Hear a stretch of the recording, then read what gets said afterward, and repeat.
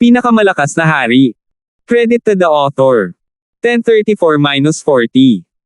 Ang mga pangalan po na nandito ay galing sa mga name generator. Kaya kung meron man pagkakatulad sa mga pangalan ng totoong tao o lugar, ito ay tunay na hindi sinasadya. Si Francis ay pumasok sa pag-iisa pagkatapos ng labanan. Siya ay nasa antas ng panganib na hindi pa niya naramdaman noon sa kanyang pakikipaglaban sa Sacred Lord Myriad Forms. Pakiramdam niya ay nadagdagan ang lahat ng aspeto niya pagkatapos na nasa ganoong panganib. Una, ang kanyang soul intent ay naka-recover sa kanyang peak at maaaring maabot ang maagang yugto ng Mystic Light Realm sa lalong madaling panahon. Si Francis ay nagkaroon din ng mas mahusay na pag-unawa sa mga elemento sa 5 Elemental Wind Lightning Technique. Pinagsama-sama ni Francis ang kanyang pundasyon pagkatapos bumalik sa kanyang tirahan, pagkatapos ay tumungo siya sa bulwagan ng Ninth Prince. Kamahalan, ano ang sitwasyon ng mga hindi tao? Tanong ni Francis. Hindi na magiging kasing simple ng dati ang mga bagay pagkatapos na kunin ang Ming City at talunin ang Sacred Lord Myriad Forms. Kung matalo man ang Sacred Lord Myriad Forms, tiyak na gagawa ng makabuluhang tugon ang mga hindi tao. Sa ngayon, ang mga hindi tao ay nagpadala lamang ng ilang higit pang mga upper echelon na miyembro at isang grupo ng mga array masters sa non-human stronghold na pinakamalapit sa Ming City. Dapat ay nagbago sila ng mga taktika at nakatuon sa kumpletong depensa. Dahan daw ang sabi ng Ninth Prince. Sa panahong ito, nagpadala siya ng mga scout upang alamin ang sitwasyon. Dahil kay Francis, ang mga hindi tao ay natakot lahat sa puwersa ng ika-9 na prinsipe at piniling tumuon sa depensa. Gayunpaman, ito ay inaasahan.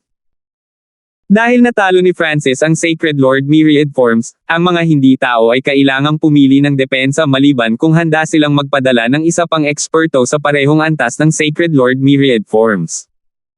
Mabuti naman. Nagpahinga ng kaunti si Francis, ngunit ito ay panandalian lamang. Kakasimula pa lang ng digmaan, at hindi gaanong mataas na antas na eksperto ang lilito. Gayunpaman, kung magpapatuloy ang digmaan, ang dalawang Lord Dynasties ay magpapadala ng mas malakas na tao. Sa sandaling iyon, ang unang lugar na pagtutuunan ng mga hindi tao ay ang lungsod kung saan naroroon ang ika-9 na prinsipe. Humiling din kami ng Land Province para sa isang sagradong Panginoon, dagdag ng ika-9 na prinsipe. Sa kasalukuyang resulta ng ika-9 na prinsipe, ang hukbong pinamumunuan niya ay magiging isang karayom sa mata ng mga hindi tao. Tiyak na matatalo ang puwersa ng Ninth Prince sa susunod na labanan laban sa mga hindi tao kung hindi sila makakatanggap ng reinforcements. Ang Land Province War Hall ay sumang-ayon sa kahilingan ng ika-9 na prinsipe, at ang isang taong may kapangyarihan sa labanan ng isang banal na Panginoon ay malapit nang sumali sa puwersa ng ika-9 na prinsipe.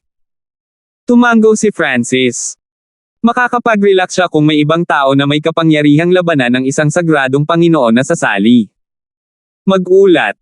Isang liham mula kay Duke Nanfeng. Umalangaw-ngaw ang boses ng isang gwardya mula sa labas ng bulwagan. Pumasok ka. Agad na sabi ng ika-9 na prinsipe, at isang gwardya ang nag-abot ng sulat sa ika-9 na prinsipe. Francis, ito ay para sa iyo. Binasa ito ng ika-9 na prinsipe at iniabot ang isang pirasong papel kay Francis. Tumigil sandali si Francis bago ilagay ang kanyang divine sense sa piraso ng papel. Tumatak sa isip ni Francis ang sinabi ni Duke Nanfeng. Ang lumalawak na puwersa ng Ocean Smoke Pavilion sa kontinente ay nakipagsagupaan sa Nine Darkness Palace. Ang ilang mga salitang ito ay nagpabago ng ekspresyon ni Francis. Nangyayari pa rin ang pinaka-inaalala niya. Bagamat suportado ni Francis ang Crown Prince at hindi sila haharapin ng Nine Darkness Palace, maaari silang lumikha ng mga pagkakataon o gumamit ng ilang mga dahilan upang harapin ang Ocean Smoke Pavilion ng lihim. Your Highness, mukhang kailangan ko ng umalis sandali. Hiniling ni Francis na umalis. Si Francis ay gumugol ng 1 toneladang mapagkukunan sa Ocean Smoke Pavilion, ang 10,000 Sacred Clan, at ang assassination organization na pinamumunuan ng Supreme Emperor Dark Knight. Hindi niya kayang pabayaan ang mga ito. Pumunta ka. Pumayag naman ang ika-9 na prinsipe. Bagamat ayaw niyang umalis si Francis sa hukbo, si Francis ay may sariling mga pribadong bagay na dapat asikasuhin, at hindi niya mapilit na panatilihin ang huli dito. Kamahalan, ibibigay ko ito sa iyo. Iniabot ni Francis ang isang spiritual pet bag. Inilagay ng ika-9 na prinsipe ang kanyang divine sense sa spiritual pet bag at nagpahayag ng nabigla na ekspresyon. Mayroong 2 quasi-sacred lords kay shaking golden apes at 2 beast pack sa loob. Walang gaanong gamit si Francis para sa mga hayop na ito para sa paparating na bagay. Higit pa rito, nag-aalala siya tungkol sa Ninth Prince at sa kumpanya. Ibigay ang beast horde sa ilang beast tamers na pinagkakatiwalaan ng inyong kamahalan. Iminungkahi ni Francis. Nagutos siya sa sky-shaking golden apes para magamit sila ng ika-9 na prinsipe ayon sa gusto niya. Ito ay karaniwang nagbibigay sa ika-9 na prinsipe ng isang anting-anting na proteksyon. Pagkatapos ay nagpaalam si Francis sa ilang mga tao mula sa hukbo na pamilyar sa kanya at sinabi sa ilang mga kapitan na bantayan ang 3 henyo mula sa Briggs family at Emperor Ghost Scales. Francis, sasama ako sa iyo. Sabi ni Harlot ng may pagmamahal. Sinabi ng lolo mo na pumunta ka rito para sanayin ang iyong sarili. Kung aalis ka sa larangan ng digmaan, maaari ka ring bumalik sa Tonner family. Talagang tinanggihan siya ni Francis. Kinalaunan sa araw na iyon, umalis siya sa Ming City at nagtungo sa Land Province War Hall. Ipapalitin ko muna ang aking mga punto sa digmaan. Alam ni Francis kung ano ang gusto niyang gawin. Ayon sa kanyang mga hula, ang kanyang mga punto sa digmaan ay dapat maglagay sa kanya ng napakataas sa lupon ng digmaang lalawigan ng LAN. Napakadaling ipagpalit ang kanyang mga punto sa digmaan para sa mga mapagkukunang gusto rin niya. Halimbawa, ang mga mapagkukunan ng Earth Elemental na gusto ni Francis ay napakabihirang sa mga exchange market ng lungsod, ngunit maaaring makuha ang mga ito sa War Hall. May nagpadala kaagad ng balita sa kuta ng ika-13 prinsipe pagkaalis ni Francis. Sa wakas ay umalis na si Francis sa larangan ng digmaan. Isang masamang ngiti ang ipinakita ng ika-13 prinsipe. Kapag umalis siya sa larangan ng digmaan, hindi na siya babalik. Nagpakita ng madilim na ngiti si Percy mula sa Nine Darkness Palace. Nagkatinginan ang dalawa ng masama. Kamahalan. Biglang tumunog ang tunog ng isang gwardya sa labas ng bulwagan ng 13th Prince. Ano ito? Nagsalubong ang kilay ng ika-13 prinsipe. Nakaramdam siya ng kalungkutan na nag-ambala siya sa sandaling ito. Gusto kang makita ng isang elder ng Duanmo family at Angelica. Sabi ng guard sa labas ng hall. Ano? Nandito si Angelica. Ang ika-13 prinsipe ay natakot at hindi alam ang gagawin. Hindi nagtagal ay nakilala ng ika-13 prinsipe ang mga miyembro ng pamilya Duanmo sa isa pang bulwagan. Angelica, nandito ka ba para tulungan ako? Dama po ang tingin ng ika-13 prinsipe sa babaeng naka-purple na iniisip niya gabi at araw. Ilang taon na silang hindi nagkita, ngunit ang kagandahan ni Angelica ay lalong nagpakilo sa puso ng ika-13 prinsipe. Hindi niya maialis ang tingin niya. Your Highness, nandito kami para kausapin ka. Sabi ni Duanmo Ching. Bumagsak ang puso ng ika-13 prinsipe. Alam niya na si Duanmo Ching ay ang senior martial brother ni Angelica at pumayag siya sa anumang gusto ni Angelica. Isa siya sa mga sacred lords ng Duanmo family na tutol kay Angelica sa pagpapakasal sa ika-13 prinsipe. Magsalita ka. Ang ika-13 prinsipe ay may pangit na ekspresyon. Inaasahan na niya kung ano ang mangyayari kung hindi niya matatapos si Francis sa paglilitis sa Crown Prince. Natahimik ang bulwagan nang sabihin sa kanya ni Duanmo Ching ang gusto ni Angelica. Angelica, mahal na mahal kita. Bahagyang gumalaw ang katawan ng ika-13 prinsipe, at nawalan siya ng kontrol sa sarili. Hindi niya maintindihan kung bakit nagustuhan ni Angelica si Francis. Isa siyang imperial na prinsipe at isang taong maaaring maging sacred emperor. Anong bahagi niya ang hindi kasing husay ni Francis? Hahanapin ko si Brother Feng ngayon. Walang emosyon ang mukha ni Angelica at hindi man lang tumingin sa ika-13 prinsipe. Nalaman lamang niya ang lahat pagkatapos lumabas sa pag-iisa. Kung hindi dahil kay Duanmo Ching at Sacred Lord Purple Knight, nakipaghiwalay na siya sa Duanmo family. Dahil sa kanyang pagtutol, sa wakas ay pumayag ang Grand Elder ng Duanmo family na hayaan silang mag-usap ni Duanmo Ching sa ika-13 prinsipe. Angelica, kalalabas lang ni Francis sa larangan ng digmaan. Hindi napigil ang mapangiti ng ika-13 prinsipe. Saan siya nagpunta? Agad na tanong ni Angelica. Hindi rin ako sigurado. Malamig na tumawa ang ika-13 prinsipe sa kanyang puso. Senior Marshal brother, umalis na tayo. Agad na bumangon si Angelica. Angelica, pupunta ka ba kay Kuya Ninth Prince? Tanong ng ika-13 prinsipe. Hindi niya sinabi sa kanya kung saan nagpunta si Francis, kaya halatang hindi makikita ni Angelica si Francis. Angelica, manatili tayo sa larangan ng digmaan, panghihikayat ni Duan Muching.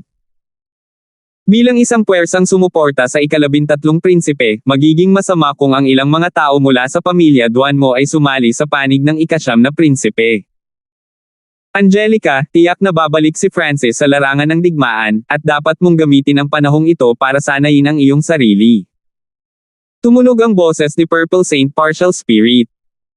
Pagkatapos ng lahat, napakahirap na makahanap ng isang tao sa buong Great Gunlord Dynasty. Sa wakas ay nagpasya si Angelica na manatili sa lungsod ng ika-13 prinsipe matapos siyang hikayatin ni Duan Muching at Purple Saint Partial Spirit. Malaking pagbabago ang ekspresyon ng ika-13 prinsipe pagkatapos umalis sina Angelica at Duan Muching. Francis. Ang ika-13 prinsipe ay nagngangalit ang kanyang mga ngipin habang namumuo ang galit sa kanyang puso. Nagsisi siya sa katotohanang hindi niya personal na pinatay si Francis sa Divine Illusion Dimension. Hindi inaasahan ng ika-13 prinsipe na si Francis ay magiging isang malaking bato na pumipigil sa kanyang buhay. Kamahalan, imposible para kay Francis na bumalik sa larangan ng digmaan. Narinig ang malamig na boses ni Percy. Tama na. Matapos mawala ng pagkakataong ito, hindi na sila magkakaroon ng pagkakataong magkita muli. Dahan daw ang kumalma ang ika-13 prinsipe. Sa ibang lugar, nakaupo si Francis sa kanyang lumilipad na nagninangas na karwahe at patungo sa Land Province War Hall. Mayroong maraming mga eksperto at grupo na naglalakbay sa pagitan ng mga larangan ng digmaan at mga linya sa harapan. Ang sinumang eksperto o puwersa na gustong sumali sa digmaan ay kailangang magparehistro sa War Hall bago sila makatungo sa mga lungsod at sumali sa mga labanan upang makakuha ng mga puntos sa digmaan. Ang bilis at momentum ng lumilipad na nagninangas na karwahe ni Francis ay nagseselo sa maraming tao. Isang malaking kakaibang ibon na may mga pakpak ng dragon ang biglang humarang sa daanan sa harap ni Francis. Mayroong ilang dosenang mabangis na mukhang tao sa kakaibang ibon. Ang tatlong surge ng Emperor level Magnificent Power ay agad na bumalot kay Francis. Agad namang umalis ang ilang kalapit na tao. Halata na narinig nila ang grupong nakaupo sa kakaibang ibon at natakot sa kanila. Brat, gusto ko itong lumilipad na makina. Ang pinuno ay isang nasa katanghaliang gulang na may berdeng buhok at mayabang na ekspresyon. Tumingin si Francis sa malayo, at nanatiling pareho ang kanyang ekspresyon. Bakit ka natulala? Kinakausap ka ng amo namin. Nakita ng isang Pictier King ang nakakasilaw na tingin at kawalan ng pagsasalita ni Francis, kaya nagpalibot siya ng nagninangas na True Yuan at akmang aatake. Mga sagradong Panginoon. Nakita ng mga mata ni Francis ang mga taong ito at sinanay ang dalawang figure na lumilipad sa likuran nila. Habang papunta sa War Hall, nakatagpo din siya ng isa pang Sacred Lord, ngunit nang makita niya ang dalawang Sacred Lord sa parehong oras ay nakaramdam siya ng kakaiba. Ang dalawang figure ay biglang bumilis at umakbay kay Francis. Sa sandaling ito, dalawa pang figure ang sumisingil mula sa likod ni Francis. 4 na sagradong Panginoon. Napagtanto ni Francis na may mali. Isang itim na bandila ang lumitaw sa bawat kamay ng mga taong ito. Isang itim na kapangyarihan mula sa Tao of Ghosts ang nasunog mula sa mga watawat na ito, at ang hiyawan ng mga multo ay umalingaw-ngaw sa langit at lupa. Sapat na para tumayo ang balahibo ng isa. Sa sandaling ito, ang itim na liwanag ay tumalo ng ilang libong yarda sa kalangitan, 4 na malalaking sinag na umabot sa langit. Lahat sa loob ng 100 milya ay natatakpan ng isang ilaw na kulay itim at dugo. Bahagyang nakikita ng isa ang isang itim na nasusunog na hadlang sa paligid ng mga gilid. Si Francis at ang mga tao sa kakaibang ibon ay agad na pumasok sa isang nakakatakot, madilim na impyerno. 1035 Evil Death in Spirit Array. Ang mga puso ng ilang dosenang tao sa kakaibang ibon ay nanlamig nang maramdaman nila ang nakakatakot na aura ng ghost daw at inilipat ang kanilang troyuan upang ipagtanggol ito.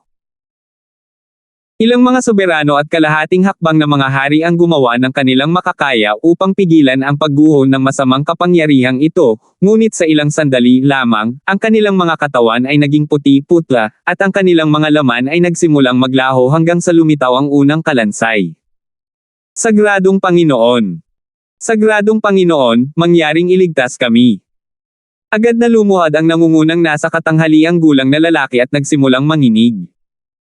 Sagradong Panginoon, kailan ka namin nasaktan? Ang ibang mga emperador at hari ay lumuhad din at humingi ng tawad. Ang ilan sa kanila ay pribadong nag-message sa isa't isa at nag-isip tungkol sa kung ano ang masamang bagay na ginawa nila para sa mga sacred lords na personal na kumilos laban sa kanila. Ang kakaibang ibon na may mga pakpak ng dragon sa ibaba ng kanilang mga paa ay sumisigaw habang ang puwersa ng buhay sa loob ng katawan nito ay nagsimulang maglaho. Na-set up na ang Evil Death in Spirit Array. Hindi ka makakatakas kahit na may pakpak ka. Ang ilang dosenang tao sa kakaibang ibon na may mga pakpak ng dragon ay napahinto lahat. Ang ghost daw sacred lord na ito ay nagsabi ng ikaw na naging dahilan upang bigla nilang maalala ang isang bagay.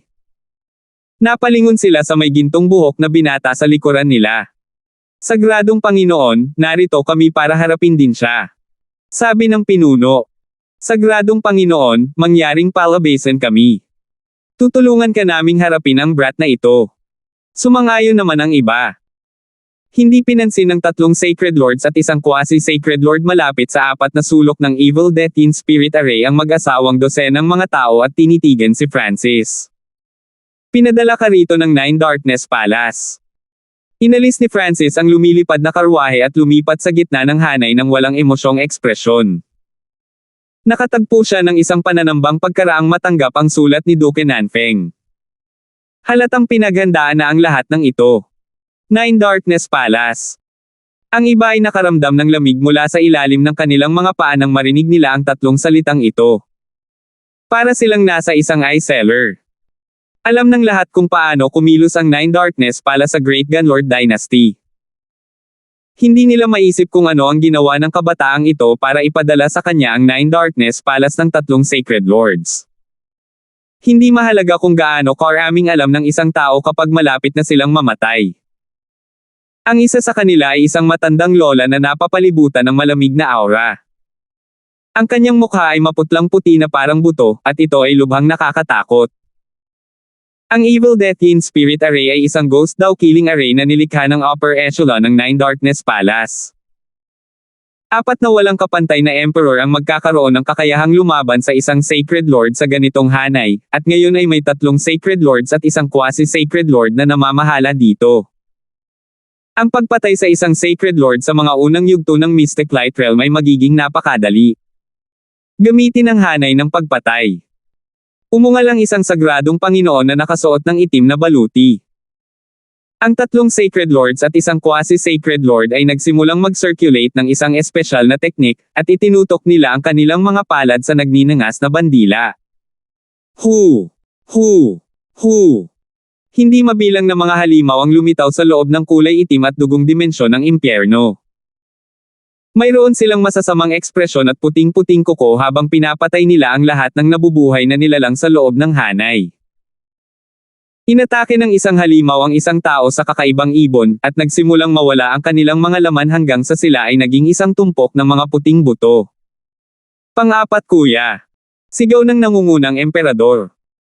Maging ang mga emperador ay hindi nakaligtas laban sa isa sa mga halimaw na ito, at mayroong 6 o 700 sa kanila sa loob ng hanay. Mahirap isipin kung ilang emperor at quasi-sacred lords ang napatay ng hanay na ito. Weng! Weng! Weng! Nang walang sinasabing anupaman, ipinalibot ni Francis ang kanyang sacred lightning body upang harangan ang aura mula sa hanay na ito. Napakalakas ng kabataang ito. Agad na naramdaman ng nangungunang emperor ang pisikal na presyon, at ang kanyang troyuan at bloodline ay halos nagsimulang mag-freeze. Sa sandaling ito, sa wakas ay napagtanto niya kung gaano kalakas ang taong kakaagaw lang nila. Kahit na ang Nine Darkness Palace ay hindi nagpadala ng sinuman, sila ay natapos ng kabataang ito. At the end of the day, sila ay mamatay sa alinmang paraan. Pinagmasdan ng tingin ni Francis ang quasi-sacred lord sa kanan, at isang malakas na eye-intent ang lumitaw mula sa loob ng kanyang kaliwang mata. Ang isang malaking halaga ng kapangyarihan ng kaluluwa ay pumasok sa kanyang kaliwang mata sa pamamagitan ng Lightning Soul Body. Alab ng Wind Lightning Eye. Lumitaw ang apoy mula sa kaliwang mata ni Francis habang umiikot ang lilang liwanag at kumikislap na may mga madilim na simbolo ng God Tribulation Lightning. Whoosh! Boom! Isang bola ng transparent na apoy na may mapanirang aura ng God Tribulation Lightning ang dumapo sa ulo ng quasi-sacred lord. Arg! Ang quasi-sacred lord na ito ay agad na sumigaw. Kasabay nito, isang itim na liwanag ang kumalat mula sa itim na korona sa kanyang ulo at hamarang sa pag-atake ng kaluluwa ni Francis. Sa huli, ang quasi-sacred lord ay nahirapan saglit bago bumalik sa normal. Paano ito posible? Nanlamig ang mga mata ni Francis. Kahit na ang quasi-sacred lord na ito ay may lihim na kayamanan na nagtatanggol sa kaluluwa, hindi nito dapat napigilan ang kanyang wind lightning eye flame. Ha! Sumuko ka!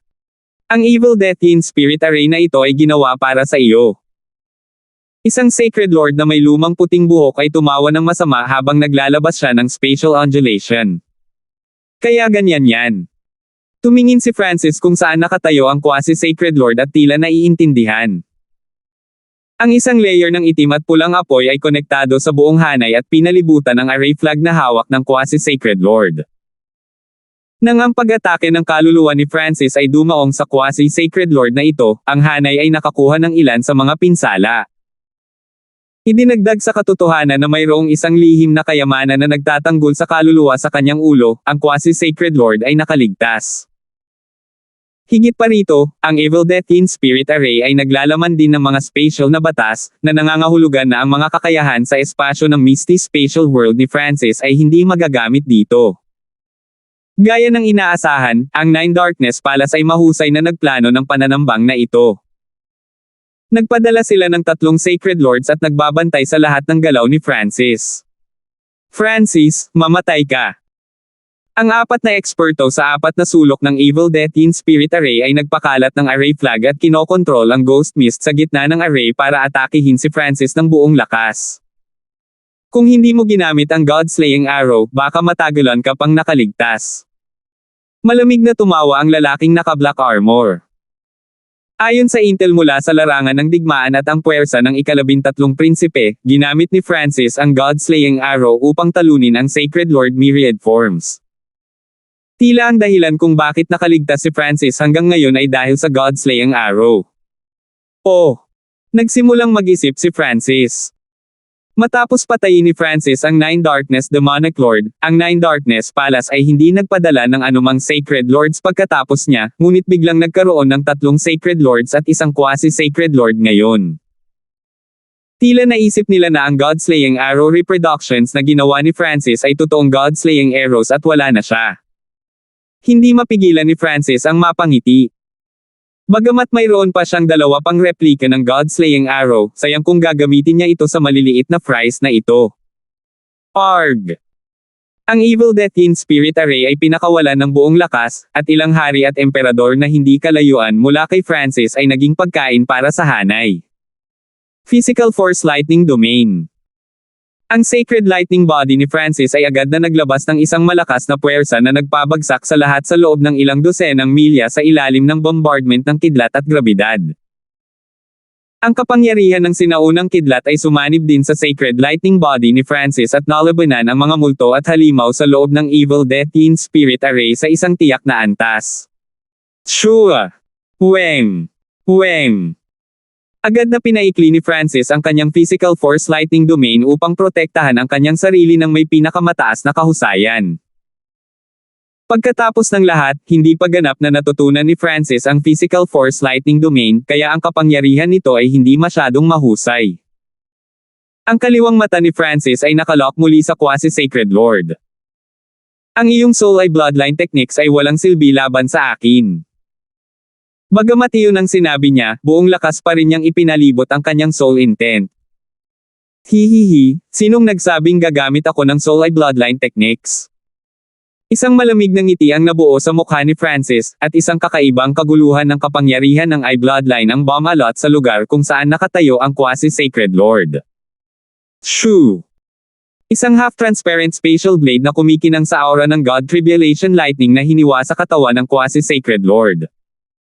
Sa sandaling ito, tumalsik ang dugo sa lahat ng dako, at ang katawan ng quasi-sacred lord na ito ay nahati sa dalawa.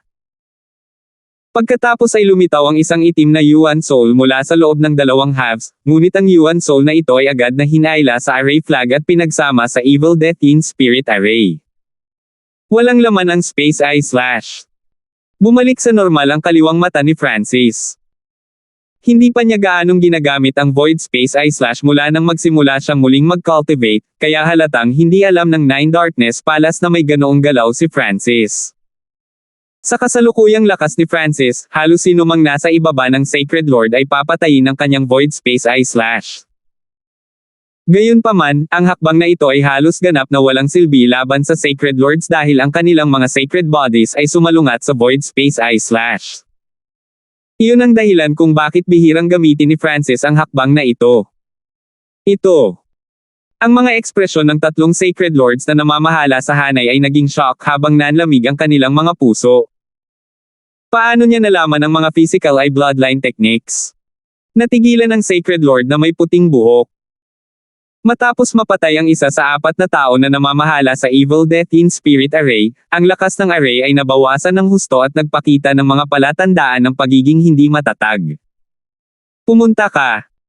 Isang lalaking naglalabas ng aura ng isang sagradong Panginoon ang agad na lumitaw sa tabi ng lalaking may itim na baluti. Ang kanyang hitsura ay katulad ng sagradong Panginoon sa itim na baluti. Isang lihim na pamamaraan ng pag-clone. Tuwang-tuwa ang matanda na nakaputi. Hindi niya inaasahan na ganoon kalakas ang Black Armored Sacred Lord. Nasa unang yugto pa lamang siya ng Mystic Light Realm, ngunit nakagawa na siya ng lihim na pamamaraan ng cloning. Ang kailangan lang nilang gawin ay hayaan ang clone na pumalit sa posisyon ng quasi-sacred lord. Higit pa rito, ang clone ng Sacred Lord na ito ay hindi matatakot sa spatial eye bloodline technique ni Francis. Tanging ang Black Armored Sacred Lord ang talagang nagmula sa Nine Darkness Palace. Ang tatlo pa ay nagmula sa ibang puwersa na sumuporta sa ika-13 prinsipe. Natigil ang ekspresyon ni Francis habang ang kanyang kaliwang mata ay nakalock sa posisyon ng bakanteng array flag. Shoo! Isang ripple ang lumitaw sa ibaba ng array flag. Whoosh! Isang bahid ng maitim na pilak ang kumislap, at lumitaw ang figure ng maliit na paws ang magnanakaw. Nagpakita ito ng masamang ngiti habang hawak nito ang array flag. Ano? Ang espiritual na alagang hayop ni Francis. Bulalas ng matanda na nakaputi. Huwag! Ang takot ay lumitaw sa mukha ng isa pang sagradong Panginoon. Weng! Isang bahid ng pilak ang pumasok sa array flag, at nagsimulang tumunog ang mga pagsabog sa buong hanay habang kumakalat ang isang masamang aura. Sa susunod na sandali, lumitaw ang maliit na paws ang magnanakaw sa balikat ni Francis habang kamakaway sa paligid ng isang array flag. Shit! Sinira ng paws ang iyon ng hanay. Nagngangalit ang matanda na may puting buhok. Whoosh! Weng! Weng! Kumilos din si Francis habang ginagamit ng maliit na paws ang magnanakaw ang array flag para sirain ang array. Lumilipad siya patungo sa matandang lola na nababalot ng malamig na aura. Boom! Weng! Ang physical force lightning domain sa paligid ni Francis ay agad na kumalat at tinakpan ang matandang lola. Magkasama tayong dalawa. Ang itim na nakabaluti na sagradong Panginoon ay nagmensahe sa matanda na nakaputi. Bagamat nakakagulat ang pagpapakita ni Francis sa larangan ng digmaan at may kakayahan siyang pumatay sa maagang yugto ng Mystic Light Realms, mayroon silang tatlong Sacred Lords at isang Sacred Lord clone ngayon. Kung magsasama sila, tiyak na masusupol nila si Francis. Oo naman. Agad namang pumayag ang matanda na nakaputi. Nagdilim ang ekspresyon ni Francis habang pinapaikot niya ang kanyang physical force lighting domain ng buong lakas upang sugpuin ang malamig na lola at itulak ang isang palad. Pinaikot ng malamig na lola ang kanyang nagyayelong sacred power at nagpatawag ng Ice Lotus. Pang! Boom! Ang Escarlate gintong palad ni Francis ay agad na nabasag ang Ice Lotus at dumapo sa katawan ng matandang lola. Wow! Lumipad ang malamig na lola at nagluwa ng isang subo ng sariwang dugo habang nakatingin kay Francis na hindi makapaniwala. Napakalakas! Ang dalawa pang Sacred Lords ay tumigil sandali at nagsimulang mag-alinlangan nang makita nila iyon. 10:36. Hindi makapaniwalang tumingin sa kanya ang malamig na lola na pinadala ni Francis. Siya lang ang nakakaalam kung gaano kalaki ang pinsala sa palad ni Francis. Weng! Shoo! Shoo! Ang physical force lighting domain sa paligid ni Francis ay nakatuon sa matandang lola. Kinailangan niyang tiisin ang matinding pressure at hindi niya nagawang tumakas. Kayong dalawa, tulungan. Angal ng matandang lola. Hindi siya makakatakas kung gusto muna siyang patayin ni Francis, ngunit kung makikipagtulungan siya sa iba, may pag-asa pa rin. Pumunta ka. Nagpalitan ng tingin ang dalawa pang Sacred Lords at agad na sumingit. Isang higanteng palakol na natatakpan ng kadiliman ang lumitaw sa mga kamay ng itim na nakabaluti na Sacred Lord at naglaslas ng isang itim na arko. Weng! Ang itim na arko na ito ay agad na sinaktan ng lakas ng grabidad at kidlat sa loob ng physical force lighting domain ni Francis nang pumasok ito, at nagsimulang bumaba ang kapangyarihan nito. Pang! Boom! Tinanggap ni Francis ang pag-atake mula sa Black Armored Sacred Lord na ito at ginamit ang puwersang nagtutulak mula rito para tulungan ang kanyang lightning wings flying technique at lapitan ang matandang lola. Sagradong kidlat na nangingibabaw sa suntok. Hinigpitin ni Francis ang kanyang mga kamao at pinakawalan ng isang higanteng Escarlate gintong bundok ng kidlat. Kasabay nito, ang physical force lightning domain na malapit ay sumanib sa suntok na ito. Ang physical force lightning domain ay kapareho ng isang regular na domain at maaaring isama sa mga pag-atake. Gayunpaman, mahirap itong pagsamahin sa sky-destroying Sacred Lightning Pump, kaya pinili ni Francis ang Sacred Lightning Dominating Punch sa halip. Wow! Ang matandang lola ay nagluwa ng isang subo ng sariwang dugo nang dumating ang suntok. Hindi niya kinaya ang pressure. Proteksyon ng Ice Lotus. Agad na ipinalibot ng matandang lola ang kanyang Mystic Light Sacred Power, at isang Ice Lotus ang lumitaw sa kanyang likuran. Nagsimulang lumitaw ang mga Ice Lotuses at tinakpan siya. Boom! Boom! Basag! Sa loob ng ilang sandali, ang defensive secret technique ng matandang lola ay nabasag ni Francis, at isang nakakatakot na aura ang nadurog. Hu! Agad na nawasak ang katawan ng matandang lola nang dumating ang higanteng metal na suntok, at lumitaw ang isang kulay abo-puting Yuan Soul. Meow meow! Isang madilim na pilak na blur ang kumislap, at ang maliit na paws ang magnanakaw ay lumitaw sa ibaba upang kunin ang nahulog na interspatial na singsing. Skylocking bow! Hinailan ni Francis ang dark silver bowstring at pinagsama ang kanyang eye intent sa array. Bang! Whoosh! Sa sumunod na sandali, ang Yuan Soul ng matandang lola, na hindi pa nakatakas sa malayo, ay nabaril ng isang palaso, at isang nakakatakot na nagninangas na lilang kidlat ang nagsimulang sirain ang kanyang kaluluwa. Ang munting pasang magnanakaw ay naging isang bahid ng madilim na pilak na ilaw na dumaan sa Yuan Soul ng matandang lola na may isang matalim na kidlat. Hu! Ang matandang lola ay pinatay ng pinagsamang puwersa ni Francis at ng maliit na pasang magnanakaw. Isang pag-atake lang ang pinakawalan ng Black Armored Sacred Lord at ang Elder na nakaputi, at ginamit ni Francis ang kanyang Sacred Lightning Body ng buong lakas para harangin ito. Tara na! Ang itim na nakabaluti Sacred Lord ay agad na inilagay ang palakol sa kanyang kamay, pagkatapos ay naging isang madilim na guhit ng liwanag na tumalsik sa kalangitan. Masyadong malakas ang battle power na ipinakita ni Francis. Ito ay hindi lamang ang kanyang soul ay bloodline techniques na malakas. Ang kanyang pisikal na kapangyarihan at ang kanyang depensa ay nakakatakot din. Wala man lang siyang kahinaan. Kung magagawa ni Francis ang kanilang mga pag-atake at tapusin pa rin ang isa pang Sacred Lord habang ginagawa iyon, malamang na mayroon din siyang mga paraan para patayin ang dalawa pa. Tumakbo. Gumamit ng spatial technique ang matanda na nakaputi at nawala sa isang iglap. Wala sa inyo ang makakatakas. Malamig na ngumisi si Francis habang ang mahinang tipak ng mental energy ay dumaan sa kanyang kaliwang mata. Ang Mark of the God Eye ay matagumpay na naitakda. Ang kaluluwa ni Francis ay mas malakas pa kaysa sa dalawang Sacred Lord na ito. Malinaw na wala silang mararamdaman. Whoosh! Ang Scarlet Wings of Lightning sa likod ni Francis ay nagliwanag ng maliwanag na liwanag habang siya ay kumikislap sa hangin pagkatapos nila. Ang bilis! Pigilan mo siya! Ang Elder na may puting buhok ay bahagyang mas mabilis kaysa sa Black Armored Sacred Lord, ngunit hindi pa rin niya nagawang itapon si Francis. Shit! Ang Black Armored Sacred Lord ay may madilim na ekspresyon, ngunit wala siyang magagawa. Kung maabutin ni Francis, siya ang unang mamamatay. Sure! Ang clone ng Black Armored na Sacred Lord ay agad na lumitaw sa tabi niya at ipinalibot ang Mystic Light Sacred Power nito, na naglalaman ng kapangyarihan ng isang munting mundo, at handang pigilan si Francis anumang oras. Pang! Pang! Pang!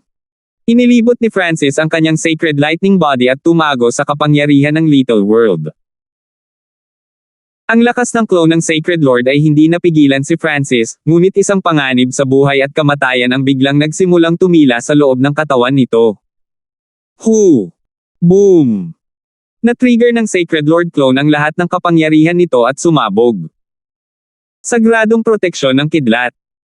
Pinabilis ni Francis ang kanyang bilis at sabay-sabay na inilipat ang kanyang defensive secret technique. Boom! Nawala si Francis ng ilang milya mula sa pagsabog nitong Sacred Lord clone. Sobrang kumpiyansa ko. Pinunasan ni Francis ang dugo sa gilid ng kanyang bibig. Ang kapangyarihan ng isang Sacred Lord na nag-clone ng pagsira sa sarili ay hindi dapat maliitin. Sa kabutihang palad, ang itim na nakabaluti na Sacred Lord ay nag-aalinlangan at sinimulan ang pagsira sa sarili sa maling oras, kung hindi, nagawa niyang masaktan ng husto si Francis at makakatakas. Bang! Whoosh! Hinailan ni Francis ang Skylocking Bow at inatake ang Black Armored Sacred Lord. Lightning Wing Spatial Flash. Agad na gumamit si Francis ng spatial flying technique pagkatapos ng bawat shot para maging isang bolt ng iskarlote na kidlat na kumikislap sa kalangitan. Whoosh! Ang itim na nakabaluti na Sacred Lord ay tinusok ng isang iskarlote gintong palaso ng liwanag at bumagal. Weng! Sa susunod na sandali, mabilis na lumapit ang figure ni Francis. Sky-destroying Sacred Lightning Palm. Agad na gumamit si Francis ng isang killing move laban sa Black Armored Sacred Lord. Boom! Isang higanting iskarlote gininto ang palad na may kakilakilabot na puwersa at hindi mapigil ang kapangyarihan na durog pasulong. Boom! Ang itim na nakabaluti na Sacred Lord ay nagpalibot sa kanyang Mystic Light Sacred Power, at isang higanting itim na palakol ang lumitaw sa kanyang kamay at nalaslas. Nakakatakot na puwersa. Sa sandaling ito, naramdaman ng itim na nakabaluti na Sacred Lord ang isang umuurong na puwersa na hindi pa niya naramdaman noon, at dumaloy ang isang kidlat sa kanyang sandata at pumasok sa kanyang katawan, na nagpamanhid sa kanya. Bam! Ang itim na scaly armor sa paligid ng Black Armored Sacred Lord ay agad na nabasag, at nag-iwan siya ng bakas ng dugo habang lumilipad siya ng ilang dosenang milya. Whoosh! Mabilis na lumapit si Francis, at nagsimulang lumabas ang isang Purple Soul Force mula sa bloodline ng kanyang kaliwang mata. Tingnan ng mata ng Diyos. Isang Purple Whirlpool na naglalaman ng walang limitasyong ambon at walang katapusang Purple Abyss ang lumitaw sa kanyang kaliwang mata. Naramdaman ng itim na nakabaluti na Sacred Lord, na lubhang nasugatan, ang kanyang katawan ay nanlamig, at ang kanyang kaluluwa ay nagsimulang umalis sa kanyang katawan. Ang ipinagbabawal na kapangyarihang ito ay parang kapangyarihan ng isang Diyos. Ang isa ay hindi maaaring labanan ito sa lahat. Ano? Bumuhos ang pawi sa likod ng itim na nakabaluti na Sacred Lord habang namumuo ang takot sa kanyang mga mata. Parang, kahit anong pilit niya, hindi niya matatakasan ang realidad ng paghila ng kanyang kaluluwa. Whoosh! Isang maitim na pilak na guhit ang kumislap, at hinawakan ng maliit na paws ang magnanakaw ang Shadowkill Imperial Dagger at tinusok ito sa puso ng itim na nakabaluti na Sacred Lord. Hu! Ang itim na nakabaluti na Sacred Lord Yuan Soul ay agad na umalis sa kanyang katawan at napasok sa dimensyon ng kaliwang mata ni Francis. Kapag ang kaluluwa ng itim na nakabaluti na Sacred Lord ay pumasok sa dimensyon ng kaliwang mata ni Francis, hindi niya magagawang sirain ang sarili kahit na gusto niya, kaya hindi na nagmamadali si Francis na harapin siya. May natitira pa. Malamig ang boses ni Francis. Naramdaman niya ang lokasyon ng isa pang matanda sa pamamagitan ng marka ng mata ng Diyos. Gayunpaman, ang tunog ng isang Qin ay biglang tumunog sa puso ni Francis at pinakalma ang kanyang layunin na pumatay. Lumingon ang kaliwang mata ni Francis sa isang berdeng kagubatan sa di kalayuan. Whoosh! Nakita ng paningin ni Francis ang lahat. Nakita niya ang isang simpleng silid na gawa sa kahoy sa kailaliman ng kagubatan. Sa harap ng kahoy na silid ay isang banayad na batis, at sa harap ng batis ay isang batang babae na nakaputi ang tumutugtog ng Qin. Siya ba? Nagulat si Francis. Isang taon na ang nakalilipas, nang iligtas ni Francis ang ika-9 na prinsipe, isang elder na naka-gray ang tumulong sa kanya, at itong babaeng nakaputi ay tila disipulo ng misteryosong elder na iyon na kulay abo. Hindi alam ni Francis kung bakit, ngunit pakiramdam niya ay kilala niya ang babaeng ito na nakaputi sa kung saan. Dahil ba sa huli niya itong nakita? Walang kamalay-malay, nagsimulang maglakad si Francis patungo sa kagubatan. Habang papalapit siya, mas elegante at payapa ang tunog ng Qin. Pinakalma nito ang estado ng puso ni Francis at nawala sa kanya ang lahat ng alalahanin at responsibilidad. Ang laking kasanayan ng Dao ng Qin. Hindi napigilan ni Francis ang buntong hininga. Si Francis ay nakakita ng maraming eksperto sa Dao of Entertainment dati, tulad ni Lacey mula sa Sky Sacred Qin Palace, ang mga henyo mula sa Sky Qin Zone, pati na rin si Quincy. Gayunpaman, wala sa kanilang mga talento ang maihahambing sa babaeng ito sa harap niya. Kaya lang, huminto si Francis at sumandal sa isang puno habang nakikinig ng payapa. Sa sandaling ipinikit niya ang kanyang mga mata, parang pumasok siya sa mundo ng musika na nilikha ng dalaga. Sumayaw ang buong mundo kasabay ng magandang tunog ng Qin. Ang maliit na paws ang magnanakaw ay tumayo sa balikat ni Francis at sumandal din sa puno, ginagaya ang mga kilos ni Francis at ipinakita ang isang kasiyasyang ekspresyon. Pwede ko bang malaman kung ano ang tingin mo sa Qin ko? Isang boses ang biglang tumunog sa tabi ng tenga ni Francis. Binuksan ni Francis ang kanyang mga mata at tumingin sa nakamamanghang kagandahan. Tumigil na sa paglalaro ang babaeng nakaputi, ngunit nakalubog pa rin siya sa intent of music at nawala ng oras. Nang magising siya, nalaman ni Francis na tumaas ang kapangyarihan at layunin ng kanyang kaluluwa. Ang babaeng nakaputi ay mukhang 16 o 17 taong gulang lamang, at siya ay nagkaroon lamang ng kultibasyon ng isang hari, ngunit ang kanyang musika ay talagang nakapagpapatibay sa layunin ni Francis.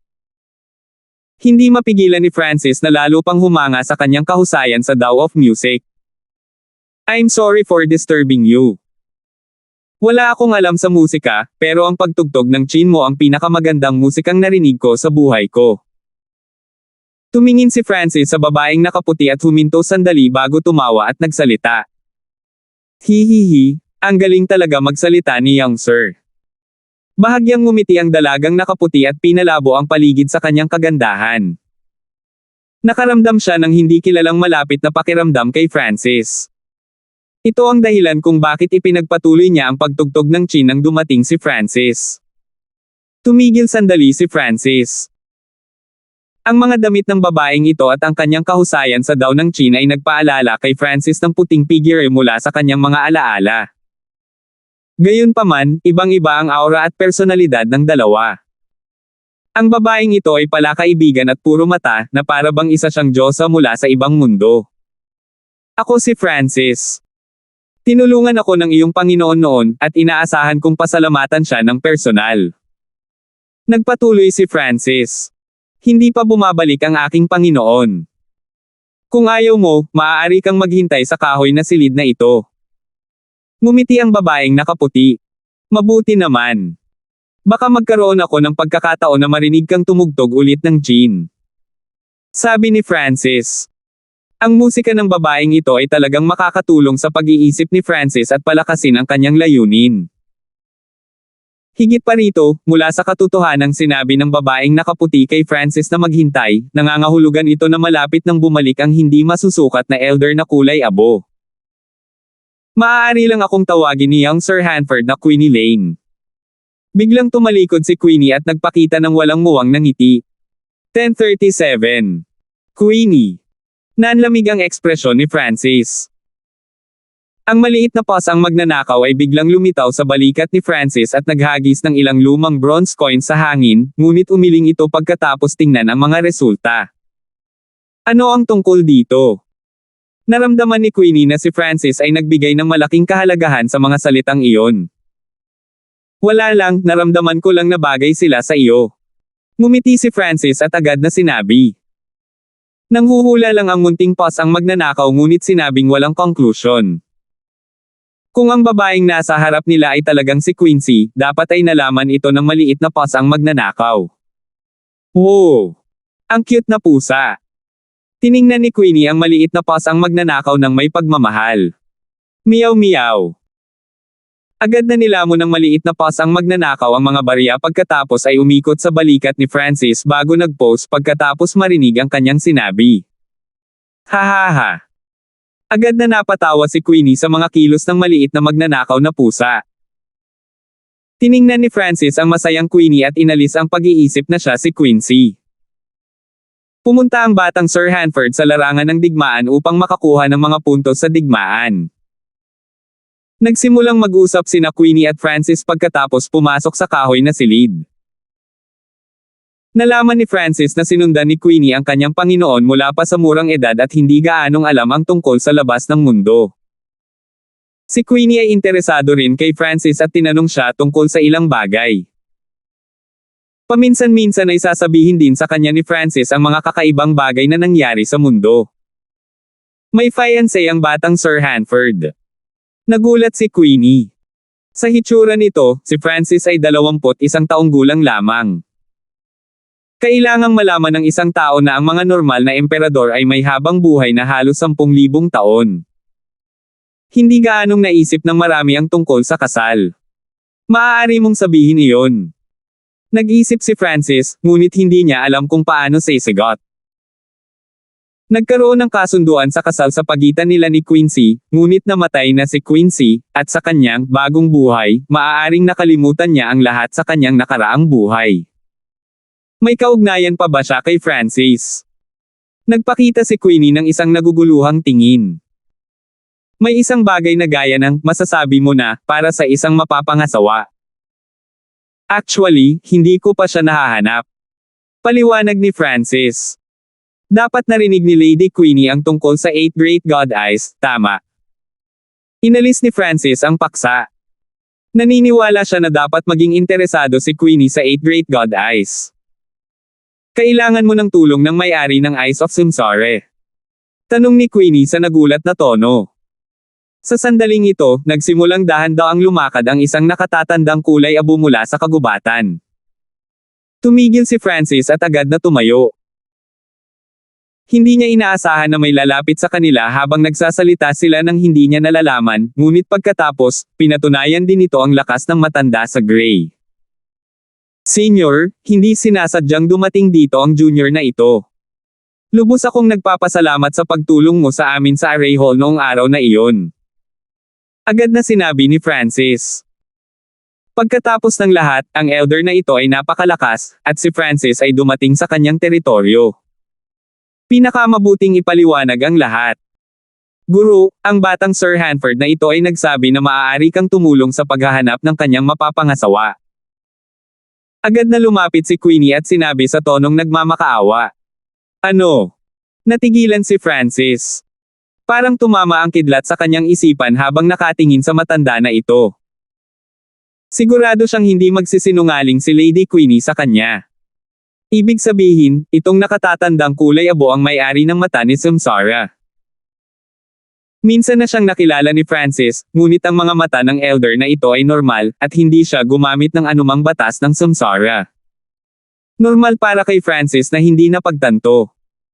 Gayunpaman, habang siya ay masaya, ang ekspresyon ni Francis ay biglang kumalma. Hindi niya nakalimutan ang tungkol sa emperador ng kamatayan.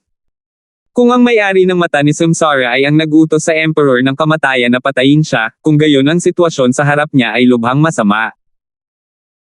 Pero kung gusto siyang patayin ng may-ari ng Eyes of Samsara, bakit hindi niya ginawa noong nakaraan? Sa kanyang lakas, ang pagpatay kay Francis ay magiging napakadali. Agad na tumahimik si Francis, at ang kanyang intent ay pumasok sa Misty Spatial World. Kung masama ang sitwasyon, gagamitin niya agad ang God-slaying arrow. Hindi nagbago ang ekspresyon ng matanda na kulay abo habang dahan-daang pumasok sa kahoy na silid. Alam mo ba ang tungkol sa mga kakayahan ng aking mata ni Samsara? Umupo sa isang kahoy na upuan ang nakatatandang kulay abo bago nagtanong.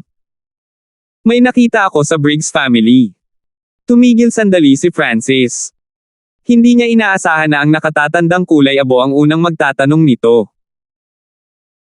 Sa totoo lang, hindi talaga alam ni Francis kung mahahanap ng may-ari ng Eyes of Samsara ang lokasyon ni Quincy sa pamamagitan lamang ng pagbabasa tungkol sa Samsara Death Eye sa Briggs family. Gayunpaman, mula sa hitsura nito, ang Six Warlock Sage ay tama tungkol sa mga kakayahan ng mga mata ni Samsara. Ang taong hinahanap mo ay gumamit ng isang tiyak na paraan upang mabuhay muli. Patuloy na tanong ng nakatatandang kulay abo. Tama iyan. Si Francis ay may normal na ekspresyon. Bagamat ang nakatatandang kulay abo ay nakikipag-usap sa kanya ng walang emosyon at mahinahon, si Francis ay ganap na nakabantay. Kung tutuusin, hindi siya masyadong sigurado sa kakayahan ng mga mata ni Samsara. Kung bigla siyang inatake ng elder, kakailanganin ni Francis na gamitin kaagad ang God-slaying arrow. Ang mga mata ni Samsara ay nahahati sa samsara ng buhay at ang samsara ng kamatayan. Ang aking mata na kumokontrol sa samsara ng buhay ay maaaring kalkulahin ang tiyak na lokasyon ng isang tao na nakakuha ng bagong buhay. Hindi na nagtanong pa ang nakatatandang kulay abo. Sinabi lang niya kay Francis ang ilang sikreto tungkol sa kanyang Eye of Samsara na nangangahulugan na handa siyang tulungan si Francis. Nag-concentrate ang mga mata ni Francis, ngunit wala siyang sinabi. Nahanap na niya ang may-ari ng mata ni Samsara na nagpatunay na mayroon nga siyang kakayahan. Gayunpaman, malamang na hindi papayag ang may-ari ng Eyes of Samsara na tulungan si Francis ng walang anumang halaga. Pagkatapos ng lahat, hindi pa rin sigurado si Francis kung kaibigan o kalaban ang nakatatandang kulay abo na ito. Gaano katagal na ang nakalipas mula nang mamatay ang taong sinusubukan mong hanapin? Tanong ng nakatatandang kulay abo. Mga 16 na taon. Nanlalabo ang mga mata ni Francis. Napakaraming oras ang lumipas. Ang ekspresyon ni Queenie ay tumigil saglit, ngunit wala siyang sinabi. Masyadong maraming oras ang lumipas. Makalkilo ko lamang ang lokasyon ng kanyang bagong buhay kung ang kanyang katawan ay napanatili ng maayos. Ang nakatatandang kulay abo ay may walang pakialam na ekspresyon sa buong panahon. Ito. Tumigil sandali si Francis. Naging abo ang katawan ni Quincy nang pumasok siya sa ika-49 na palapag ng Fanlun Ancient Sound Palace. Gaya ng inaasahan, maraming limitasyon ang kakayahang ito na lumalaban sa langit. Kahit na ang mata ni Samsara ay hindi mahanap ang isang partikular na tao nang walang anumang tulong. Salamat sa pagsasabi sa akin, Senyor. Pinagdikit ni Francis ang kanyang mga kamay at yumuko.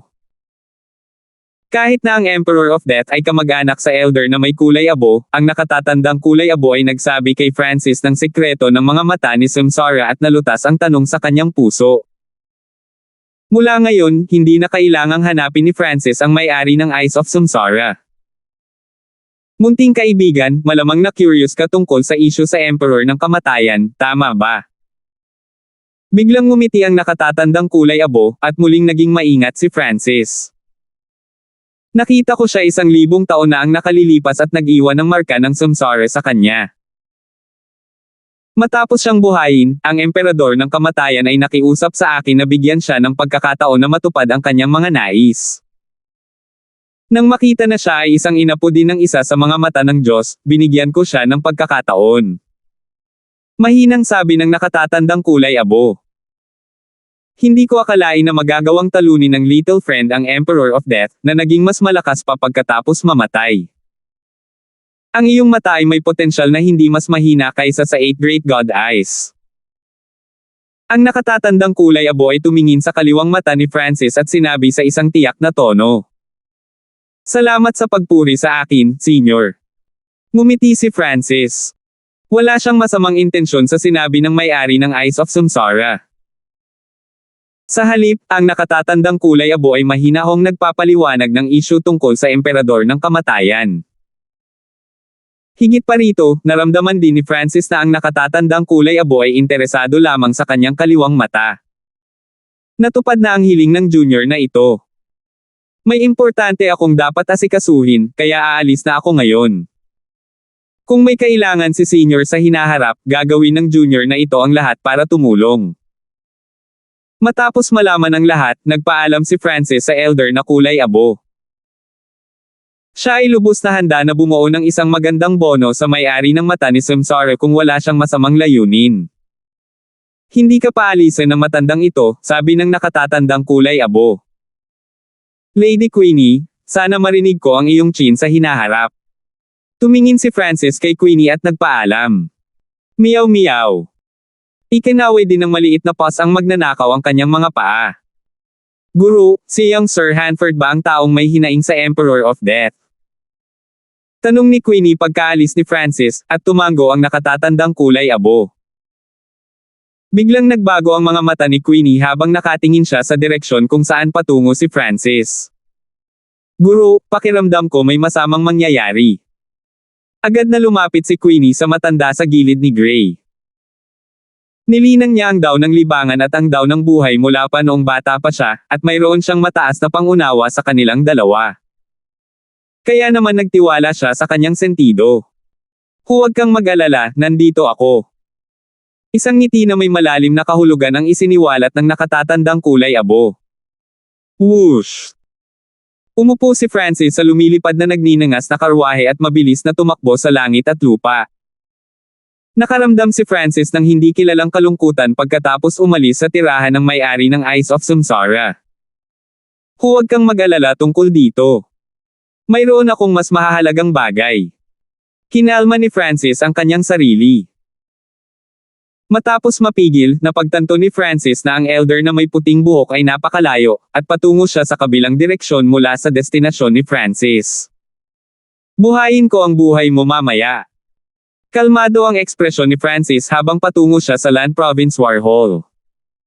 Hindi niya inabala ang matanda na maputi ang buhok. Kung tutusin, kung talagang gusto niya itong patayin, hindi siya makakatakas. Sa wakas ay dumating si Francis sa Land Province War Hall makalipas ang ilang dosenang araw. Ang Land Province War Hall ay isang palasyong gawa sa puting jade na nagbigay ng lumang aura. Ibang-iba ito sa War Hall sa Ling Province. Hindi mabilang na mga eksperto at mga tao ang lumipat sa mga hangganan ng War Hall, ngunit ang isa ay nangangailangan ng mga dokumento ng pagkakakilanlan o ang inspeksyon ng mga gwardya upang makapasok. Si Francis ay walang anumang mga dokumento ng pagkakakilanlan, kaya kailangan niyang pumasok sa War Hall sa ilalim ng pagbabantay ng mga gwardya. Inilibot ng mga mata ni Francis ang lugar at nakita ang hindi mabilang na mga salita sa ginto sa isang malaking stone tablet. Ang isa sa mga tapyas ng bato ay nagpakita ng listahan ng mga tao sa nangungunang 1,000 na may pinakamaraming puntos ng digmaan. Kung mas mataas ang pangalan ng isa, mas maliwanag ang ginto. Nakikita mo iyon. Biglang lumitaw ang pangalang iyon sa tuktok ng unang stone tablet ilang araw na ang nakalipas. Ang Francis na iyon ay hindi eksaktong kilala. Tila, maraming puwersa ang nakakilala sa kanyang pagpapakita sa paglilitis ng Crown Prince. Alam ko iyon, ngunit alam mo ba na siya ay orihinal na nasa ika-1,900 na lugar, ngunit bigla siyang tumalon. Nabalitaan ko na natalo niya ang Sacred Lord Myriad Forms ng mga hindi tao. Maraming tao sa paligid ng warboard. Maraming tao ang tumingin dito at pinalakas ang loob nila. Inihambing ng iba ang kanilang sarili sa isa't isa, at mayroon ding mga ahensya ng impormasyon dito na nagbigay pansin sa mga ranggo sa board. Hehe, tama talaga ang mga pagtatansya ng Ninth Prince. Ngumiti si Francis at sobrang nasiyahan sa kanyang rangkang. 1038, hehe, tama talaga ang mga pagtatansya ng Ninth Prince. Ngumiti si Francis at tumingin sa third rank sa unang stone tablet. Noon, tinansya ng ika-9 na prinsipe na ang mga puntos ng digmaan ni Francis ay maglalagay sa kanya sa nangungunang 10. Sa unang labanan, ang mga war point ni Francis ay agad na nalampasan ang halos 1,000,000 tao na lumalaban sa Land Province at nakapasok sa nangungunang 2,000. Ito ay sapat na upang lumikha ng isang malaking talakayan. Sa ikalawang labanan, ang mga naipong war point ni Francis ay pumasok sa nangungunang 10. Rank 3 siya.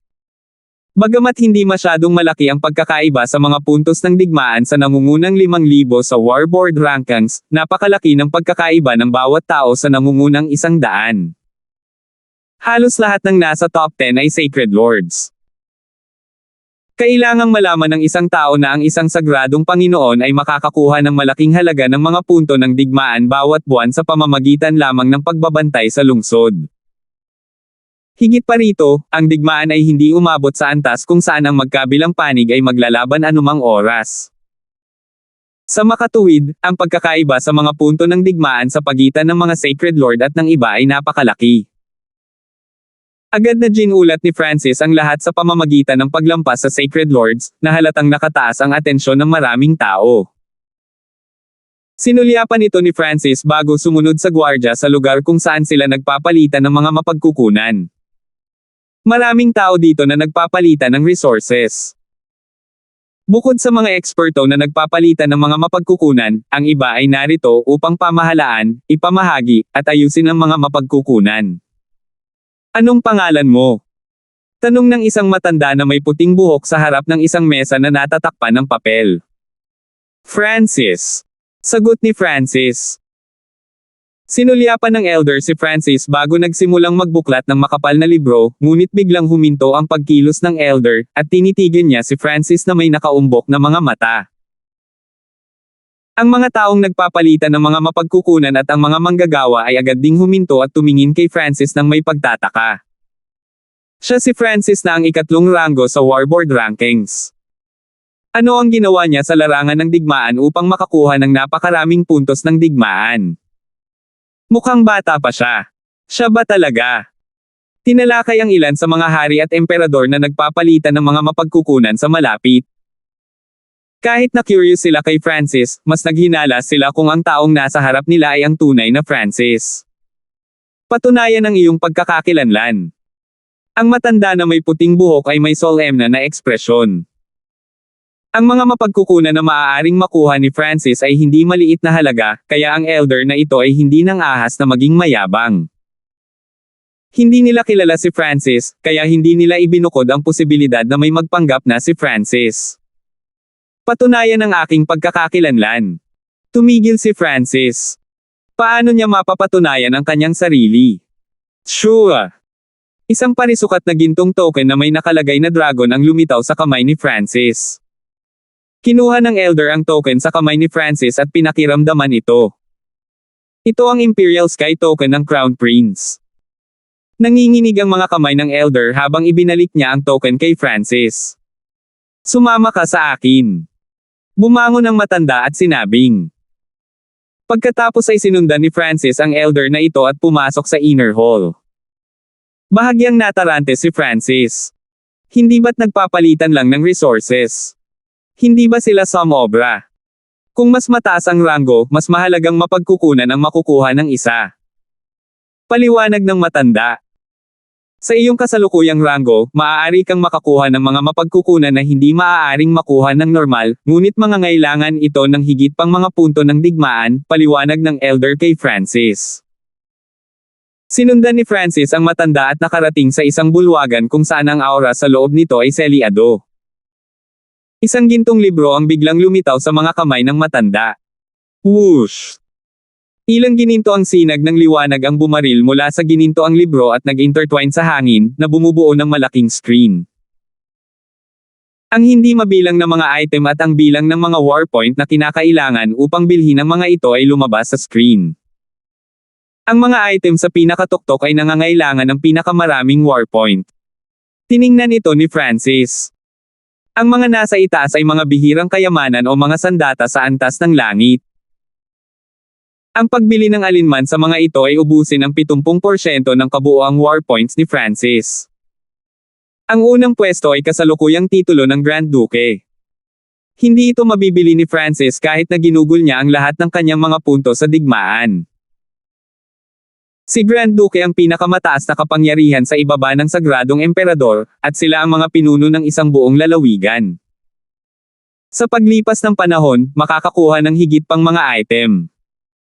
Ngumiti ang matanda at sinabi nang makita niya ang nagulat na ekspresyon ni Francis. Kaya ganyan yan. Tumango si Francis. Ang panahon ng digmaan sa pagitan ng dalawang Lord Dynasties ay hindi magiging kasing ikli ng inaakala ni Francis. Maaaring umabot ito ng 10 taon o kahit 100 taon. Ang ilang daang taon ay isang napakaikling panahon para sa mga emperador at sacred lords, at ang mga puntos ng digmaan na naipon pagkatapos ng ilang daang taon ay magiging napakarami. Ang pagnanais ni Francis na makakuha ng higit pang mga warpoint ay naging mas malakas pagkatapos makita ang listahan. Pagkatapos ng mahabang panahon ng pagpili, ginugol ni Francis ang lahat ng kanyang mga punto sa digmaan. Karamihan sa mga mapagkukunan na binili niya ay mula sa elemento ng Earth, o maaaring gamitin ang mga ito upang pinuhin ang kaluluwa o itaas ang estado ng pag-iral ng isang tao. Kapag ang isa ay gumamit ng masyadong marami sa parehong mapagkukunan, ang epekto nito ay lubos na bababa, kaya bumili siya ng iba't ibang mga bagay. Iniulat ng elder ang lahat ng gusto ni Francis. Kinabukasan, iniabot ng matanda ang isang interspatial na singsing. Francis, lahat ng gusto mo ay nandito. Sinuri ito ni Francis gamit ang kanyang divine sense, pagkatapos ay inilagay ang lahat ng item sa Misty Spatial World bago umalis sa Land Province War Hall. Whoosh! Umupo si Francis sa lumilipad na nagninangas na kalisya at nagsimulang magtungo sa kanyang destinasyon. Pagkaraan ng ilang sandali, huminto si Francis, at ang mapa ng Great Gunlord Dynasty ay lumitaw sa kanyang isipan. Dapat ay magagamit ko ang kakayahan ng Misty Spatial World sa ganitong distansya. Si Francis ay nag-iwan ng maraming spatial marking patungo sa larangan ng digmaan. Sure! Ikinawi ni Francis ang arm guard sa kanyang braso, at ang kanyang figure ay nawala sa gitna ng isang kislap ng silver light. Sa susunod na sandali, sa labas ng isang espiritual na palasyo. Weng! Sure! Isang kislap ng pilak ang lumitaw, at isang gintong buhok na figure ang lumitaw mula sa loob ng isang spatial na kaguluhan. Marami sa mga eksperto at puwersa ang sumigaw sa sandaling lumitaw si Francis. Maraming enerhiya ang kailangan para magamit iyon. Tinansya ni Francis ang paggasta ng enerhiya na may kaugnayan sa distansya. Sa ngayon, maaaring dumaan si Francis sa 2 lungsod, ngunit medyo mahirap pa ring tumalon sa isang probinsya. Gayunpaman, ang pagdaan sa 2 malalaking lungsod ay nagligtas sa kanya ng ilang araw. Katulad noon, ginamit ni Francis ang teleportation array sa loob ng spiritual palaces at ang spatial na kakayahan ng Misty Spatial World para mabilis na tumungo sa kanyang destinasyon. Sa daan, babawiin ni Francis ang paggasta ng kanyang true yuan. Sa dimensyon ng kanyang kaliwang mata, ang itim na nakabaluti na Sacred Lord sa wakas ay yumuko sa pagpapahirap ni Francis at hinayaan si Francis na magtanim ng Dark Heart Seal sa kanya. Matapos maging alipin, sinabi ng Black Armored Sacred Lord kay Francis ang lahat tungkol sa ambush. Napakaraming puwersa. Nagulat si Francis. Ang mga pangunahing salarin na nakatutok kay Francis ay ang 13th Prince mismo at 9 Darkness Palace, ngunit halos lahat ng puwersa bukod sa Duanmo family na sumuporta sa 13th Princess ay nakikilahok. Ang lahat ng puwersang ito ay nag-isip na ginamit ni Francis ang kanyang huling God-slaying arrow, kaya sinadya nilang nakipagsagupaan ang Ocean Smoke Pavilion kaya kailangan ni Francis na umalis sa larangan ng digmaan, at pagkatapos ay maaari nilang tambangan siya sa kalagitnaan. Ang tatlong Sacred Lords at isang Quasi-Sacred Lords ay nagmula sa magkakaibang puwersa. Sa panahon ng digmaang ito, ang bawat lungsod ay mayroon lamang 2 Sacred Lord sa pinakamaraming oras, kaya ang 3 Sacred Lord na tinambangan ang isang tao ay napakaganda. Ang 4 na ekspertong ito ay mayroon ding Evil Death Teen Spirit Array na nilikha ng upper echelon ng Nine Darkness Palace. Ang pagpatay sa maagang yugto ng Mystic Light Realm Sacred Lords ay magiging napakadali. Tatandaan ko ito. Malamig ang ekspresyon ni Francis. Ang kanyang mga puwersa ay nangangailangan ng maraming mapagkukunan upang mapalawak. Kung may posibilidad, hindi naisip ni Francis na pumunta sa puwersa ng kaaway para magnakaw ng ilang mapagkukunan. Sa bilis ni Master, dapat ay makarating ka sa Lian Province bago kumilos ang Nine Darkness Palace. Ang Black Armored Sacred Lord ay nagsilbi kay Francis ng buong katapatan pagkatapos na alipinin. Pinagtaksilan niya ang Nine Darkness Palace at mapaparusahan siya kapag nabigo si Francis.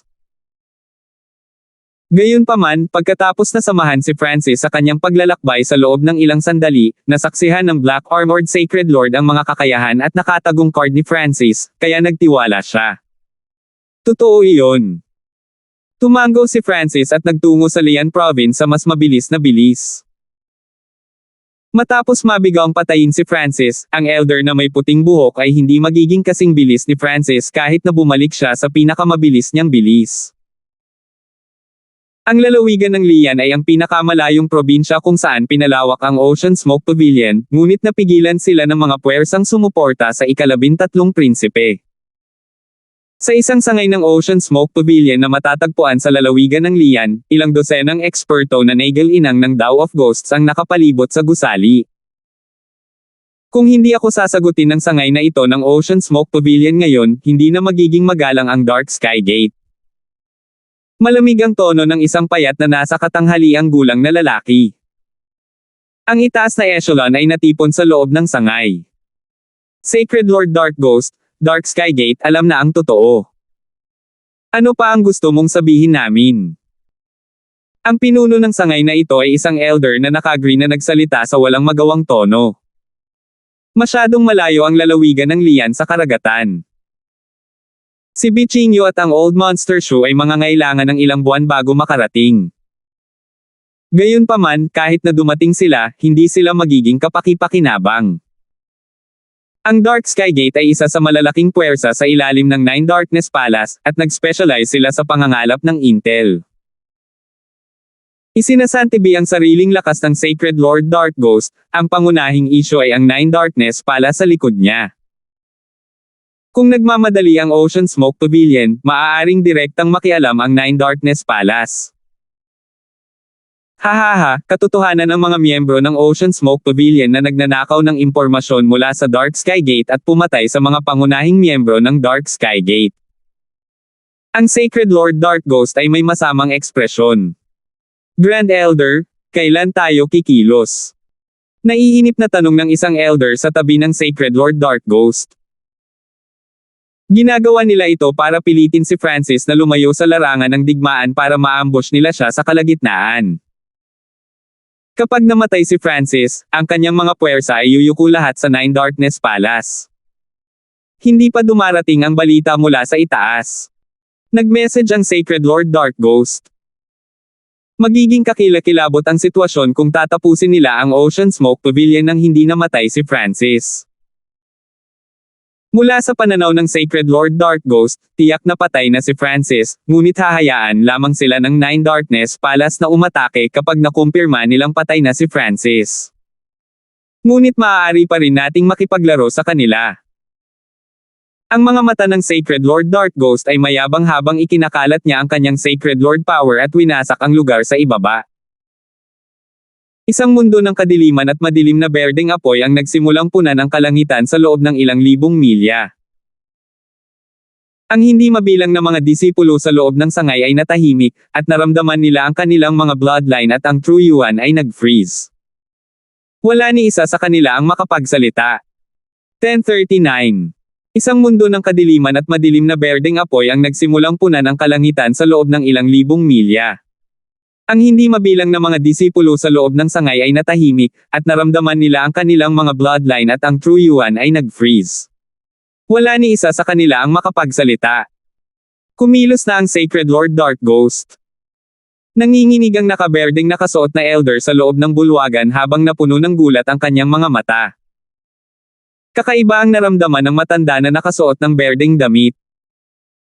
Ang Ocean Smoke Pavilion ay isang puwersa na sumuporta sa Crown Prince, at ang kanilang Grand Elder na si Francis ay lubos na pinagkatiwalaan ng Crown Prince. Hindi ba natakot ang Sacred Lord Dark Ghost kay Francis o sa Crown Prince na tanungin siya? Maging ang Nine Darkness Palace ay kailangang magbigay ng mukha sa mga imperial. Elder, ang ilan sa mga miyembro ay hindi na makakalaban sa Sacred Lord Power na ito. Sabi ng isang nasa katanghaliang gulang na lalaking nakaitim. Kahit na ang Sacred Lord Dark Ghost ay nagpakita lamang ng bahagi ng kanyang Sacred Lord level magnificent power, karamihan sa mga miyembro sa loob ng Ocean Smoke Pavilion ay nasa True Spirit Realm o Small Origin Core Realm lamang. Sacred Lord Dark Ghost, anong lakas ng loob mong saktan ang mga miyembro ng Ocean Smoke Pavilion?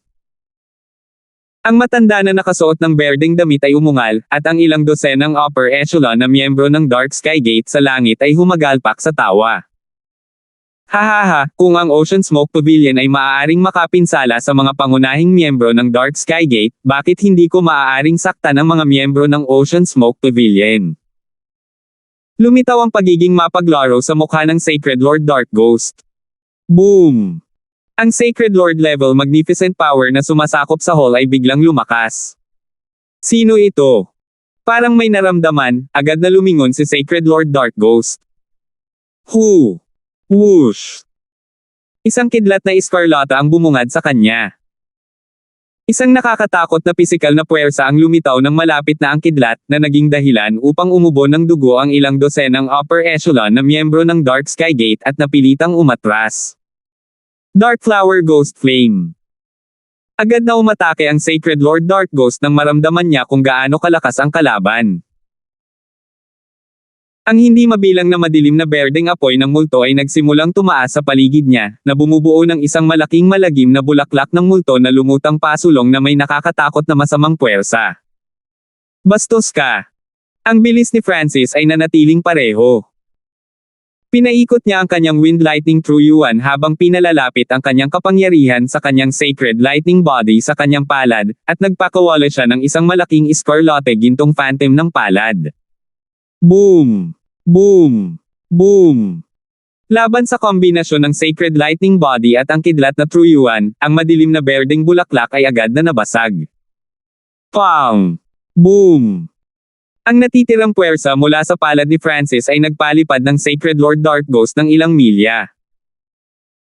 Malinaw na nakikita ng mga miyembro ng Ocean Smoke Pavilion sa bulwagan sa ibaba kung ano ang nangyayari sa labas ng mundo. Iyan ang Grand Elder. Ang matanda sa berdeng damit ay natahimik saglit bago nagpakita ng labis na kagalakan. Ayon sa kanyang nalalaman, si Francis ay dapat nasa frontline na nakikipaglaban sa mga hindi tao kasama ang Ninth Prince. Kahit alam niyang may pagtatalo laban sa Dark Sky Gate, hindi siya dapat dumating ng ganoon kabilis. Ikaw si Francis. Ang Sacred Lord Dark Ghost ay nagluwa ng isang subo ng dugo habang nakatingin siya kay Francis sa gulat. Paano ito naging posible? Bakit nandito si Francis? Umalangaw-ngaw ang mga alon sa puso ng Sacred Lord Dark Ghost. Malamig na ngumisi si Francis habang pinalalabas niya ang kanyang malakas na pisikal na puwersa. Ang mga miyembro ng Dark Sky Gate sa paligid ni Francis ay agad na nakaramdam ng matinding pressure. Parang isang buong bundok ang nasa ibabaw nila. Nahirapan silang huminga, at hindi sila makagalaw. Ano? Nakakagulat ba na makita ako? Malamig na tumawa si Francis. Hindi, nabalitaan ko lang na nag-aaway kayo sa front lines. Hindi ko inaasahan na makikita kita dito. Halos ihayag ng Sacred Lord Dark Ghost ang kanyang sarili at nakonsensya. Gayunpaman, kahit na alam ni Francis ang tungkol sa sitwasyon, paano siya makakarating ng napakabilis. Higit pa rito, ang ika-13 prinsipe ay nagtakda ng isang ambush. Nabigo ba ito? Ayon sa kanyang nalalaman, 3 Sacred Lord ang ipinadala para sa pananambang. Ang mga tanong sa puso ni Sacred Lord Dark Ghost ay nagpalamig sa kanya. Kung hindi magbibigay ng paliwanag ang Dark Sky Gate sa pananakit sa mga disipulo ng Ocean Smoke Pavilion, hindi mo na kailangang bumalik. Pinigilan ng pisikal na pressure at magnificent power ni Francis ang ilang dosenang miyembro ng Dark Sky Gate habang malamig siyang tumingin sa Sacred Lord Dark Ghost. Francis, ito ang nangyari. Kanina, isang miyembro ng Ocean Smoke Pavilion ang nakipagsagupaan sa isang tao mula sa Dark Sky Gate at napatay ang isang core disciple ng Dark Sky Gate. Dahan daw ang sinabi ng Sacred Lord Dark Ghost sa tono ng pakikipagayos. Siyempre, ang mga miyembro ng Ocean Smoke Pavilion na pumatay sa core disciple ng Dark Sky Gate ay matagal nang pinatay ng Dark Sky Gate, kaya walang sino man ang magpapatunay nito. Dahil nakabalik ka ngayon, naniniwala akong bibigyan mo ng paliwanag ang Dark Sky Gate. Sabi ng Sacred Lord Dark Ghost sa may kumpiyansa na tono, na parang naniniwala siya kay Francis. Ang lakas ng labanan na ipinakita ni Francis ay nagdulot ng matinding pag-iingat sa Sacred Lord Dark Ghost. Wala siyang kalamangan sa pakikipaglaban kay Francis dito. Naniniwala siya na hindi pa kakawala ng 9 Darkness pala si Francis kung makakaalis siya at iulat ito. Grand Elder, Dark Sky Gate ang gumawa ng lahat ng ito. Walang nangyaring ganoon. Lumipad palabas ng gusali sa ibaba ang matanda na nakasuot ng berde at magalang na sinabi. Narinig ko ang tungkol dito mula sa isang elder ng Dark Sky Gate. Maaaring iba ang katotohanan sa sinabi ko. Ang Sacred Lord Dark Ghost ay patuloy na nagsisinungaling ng walang anumang ebidensya. Kung hindi man ito ang katotohanan, sinasabi mo bang pumunta ka rito para salakayin ang mga miyembro ng Ocean Smoke Pavilion ng walang anumang ebidensya? Galit na tanong ni Francis. Francis, ano ang gusto mong gawin? Ang Sacred Lord Dark Ghost ay may solemn na ekspresyon. Hindi niya inaasahan na ganoon kalakas si Francis. Hindi ba niya alam na ang Dark Sky Gate ay isang subordinate force ng 9 Darkness Palace? Ganap na inilipat ni Francis ang kanyang Sacred Lightning Body, at isang mapanglo na presyon ang lumabas mula sa kanya. Nagsimulang tumulo ang dugo mula sa mga bibig ng mahigit 100 miyembro ng Dark Sky Gate na natatakpan ng presyon ni Francis, at ang tunog ng mga bitik ng buto ay nagmula sa kanilang mga katawan. How dare you? Ang Sacred Lord Dark Ghost ay umungal.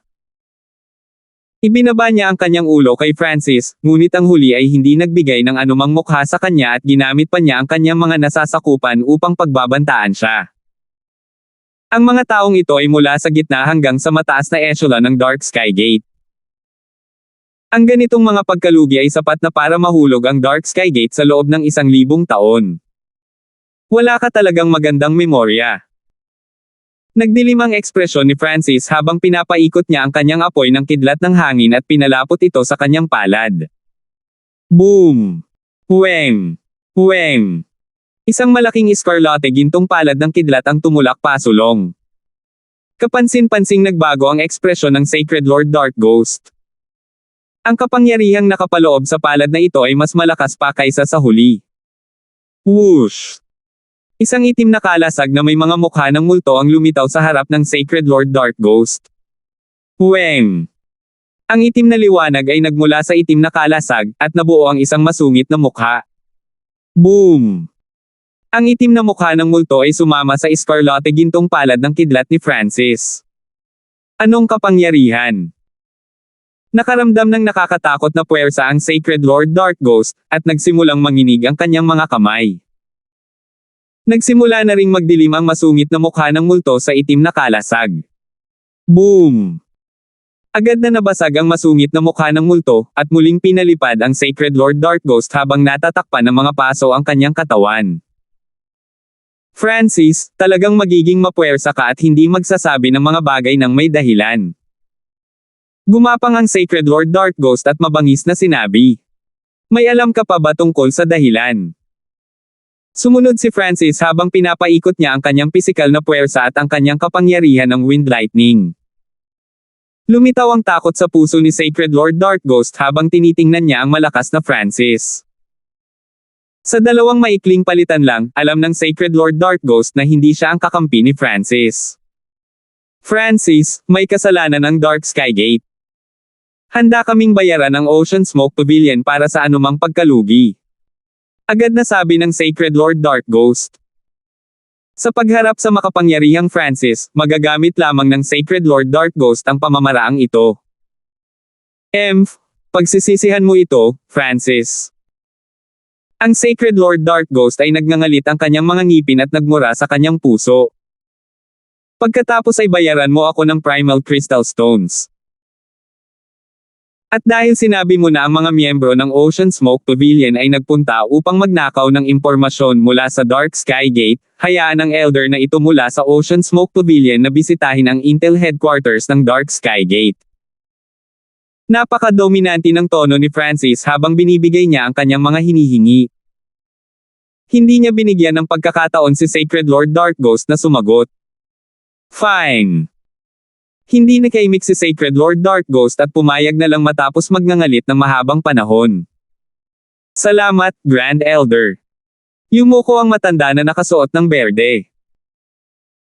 Ang pagpapaalam sa isang tulad niya na dalubhasa sa pangangalap ng Intel na pumasok sa Intel Headquarters ng Dark Sky Gate ay magbibigay daan sa kanila na mangalap ng maraming sikreto at impormasyon. Pagkatapos ay sinundan ng nakaberdeng Elder ang Sacred Lord Dark Ghost at nagtungo sa Dark Sky Gate. Pinili ni Francis na manatili sa sangay na ito ng Ocean Smoke Pavilion sa loob ng Lian Province sa ilang sandali dahil alam niyang kikilos ang Nine Darkness Palace.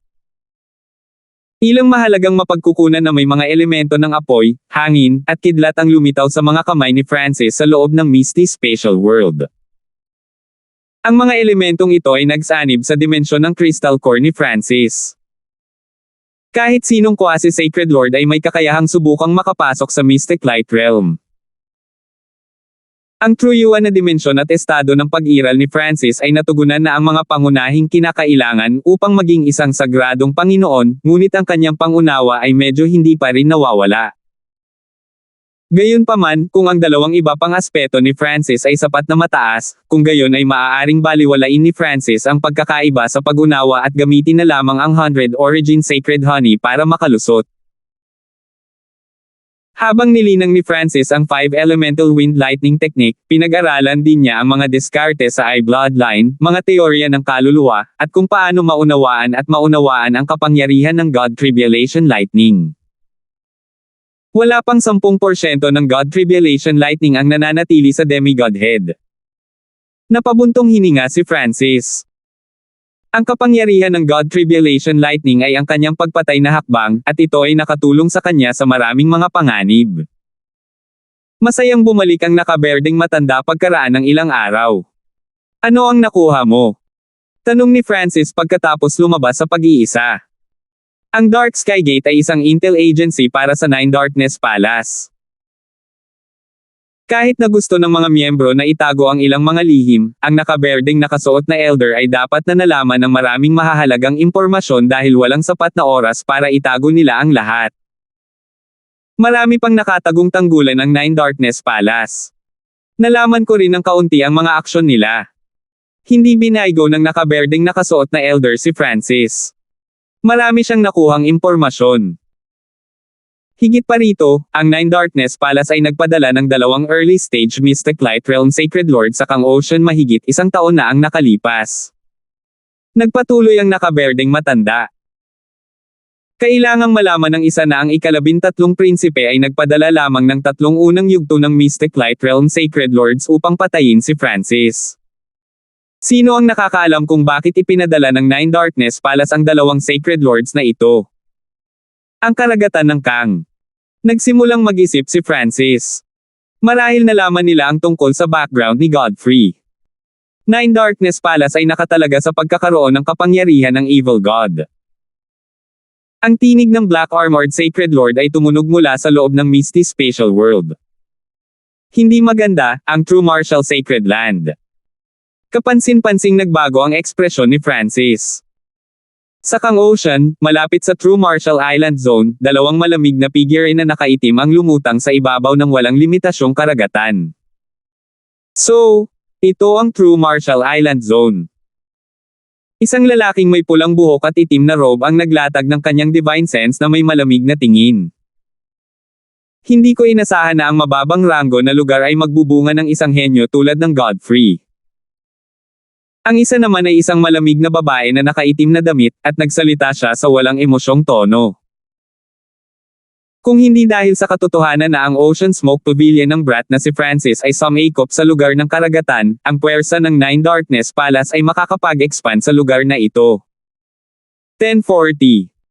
Sa loob ng isang eleganteng bulwagan sa pangunahing espiritual na rurok ng True Martial Sacred Land, isang masamang lalaki na may kulay ube at dugo na buhok ang natatakpan ng isang bowl ang pilak. Godfrey, lubusan mo na ngayong pinagsama-sama ang iyong pundasyon at maaari mong patuloy na makuha ang kapangyarihan ng Evil God.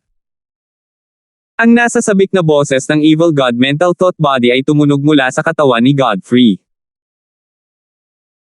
Bagamat si Godfrey ay nasa unang yugto pa lamang ng Mystic Light Realm, ang kanyang cultivation ay mabilis na tataas at maaabot sa mga unang yugto ng Mystic Light Realm kung patuloy niyang sisipan ang kapangyarihan ng Evil God.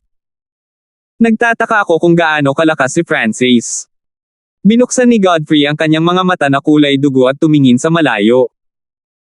Hindi magiging kapareha mo ang batang iyon kahit na maging Sacred Lord. Ang hindi nasisiyahang boses ng Evil God Mental Thought Body.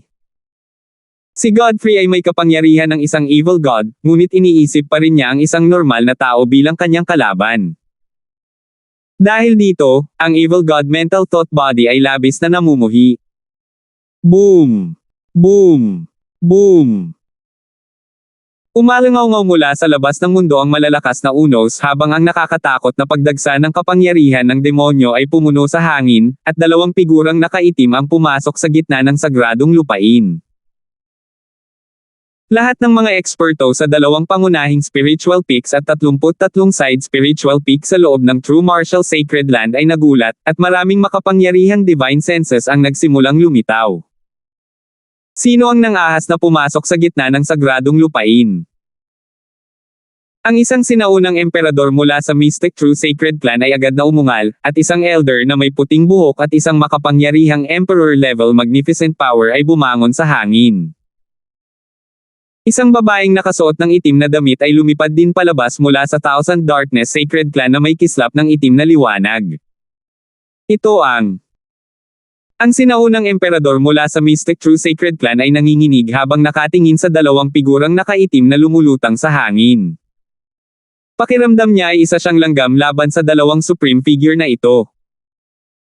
Anumang random na pag-iisip mula sa alinman sa kanila ay maaaring pumatay sa kanya kaagad. Ang elder mula sa Thousand Darkness Sacred Clan ay tumigil din sa paggalaw. Napagtanto niya na maaari lamang niyang maabot ang lugar sa ilalim ng dalawang figure. Maaari ko bang malaman kung saan nanggaling ang mga senior at kung bakit ka napunta sa True Martial Sacred Land? Ang sinaunang emperador mula sa Mystic True Sacred Clan ay agad na nagsalita ng may paggalang. Bilang isang pinakamataas na emperador ng angkan, ramdam niya kung gaano kaitikot ang 2 taong ito.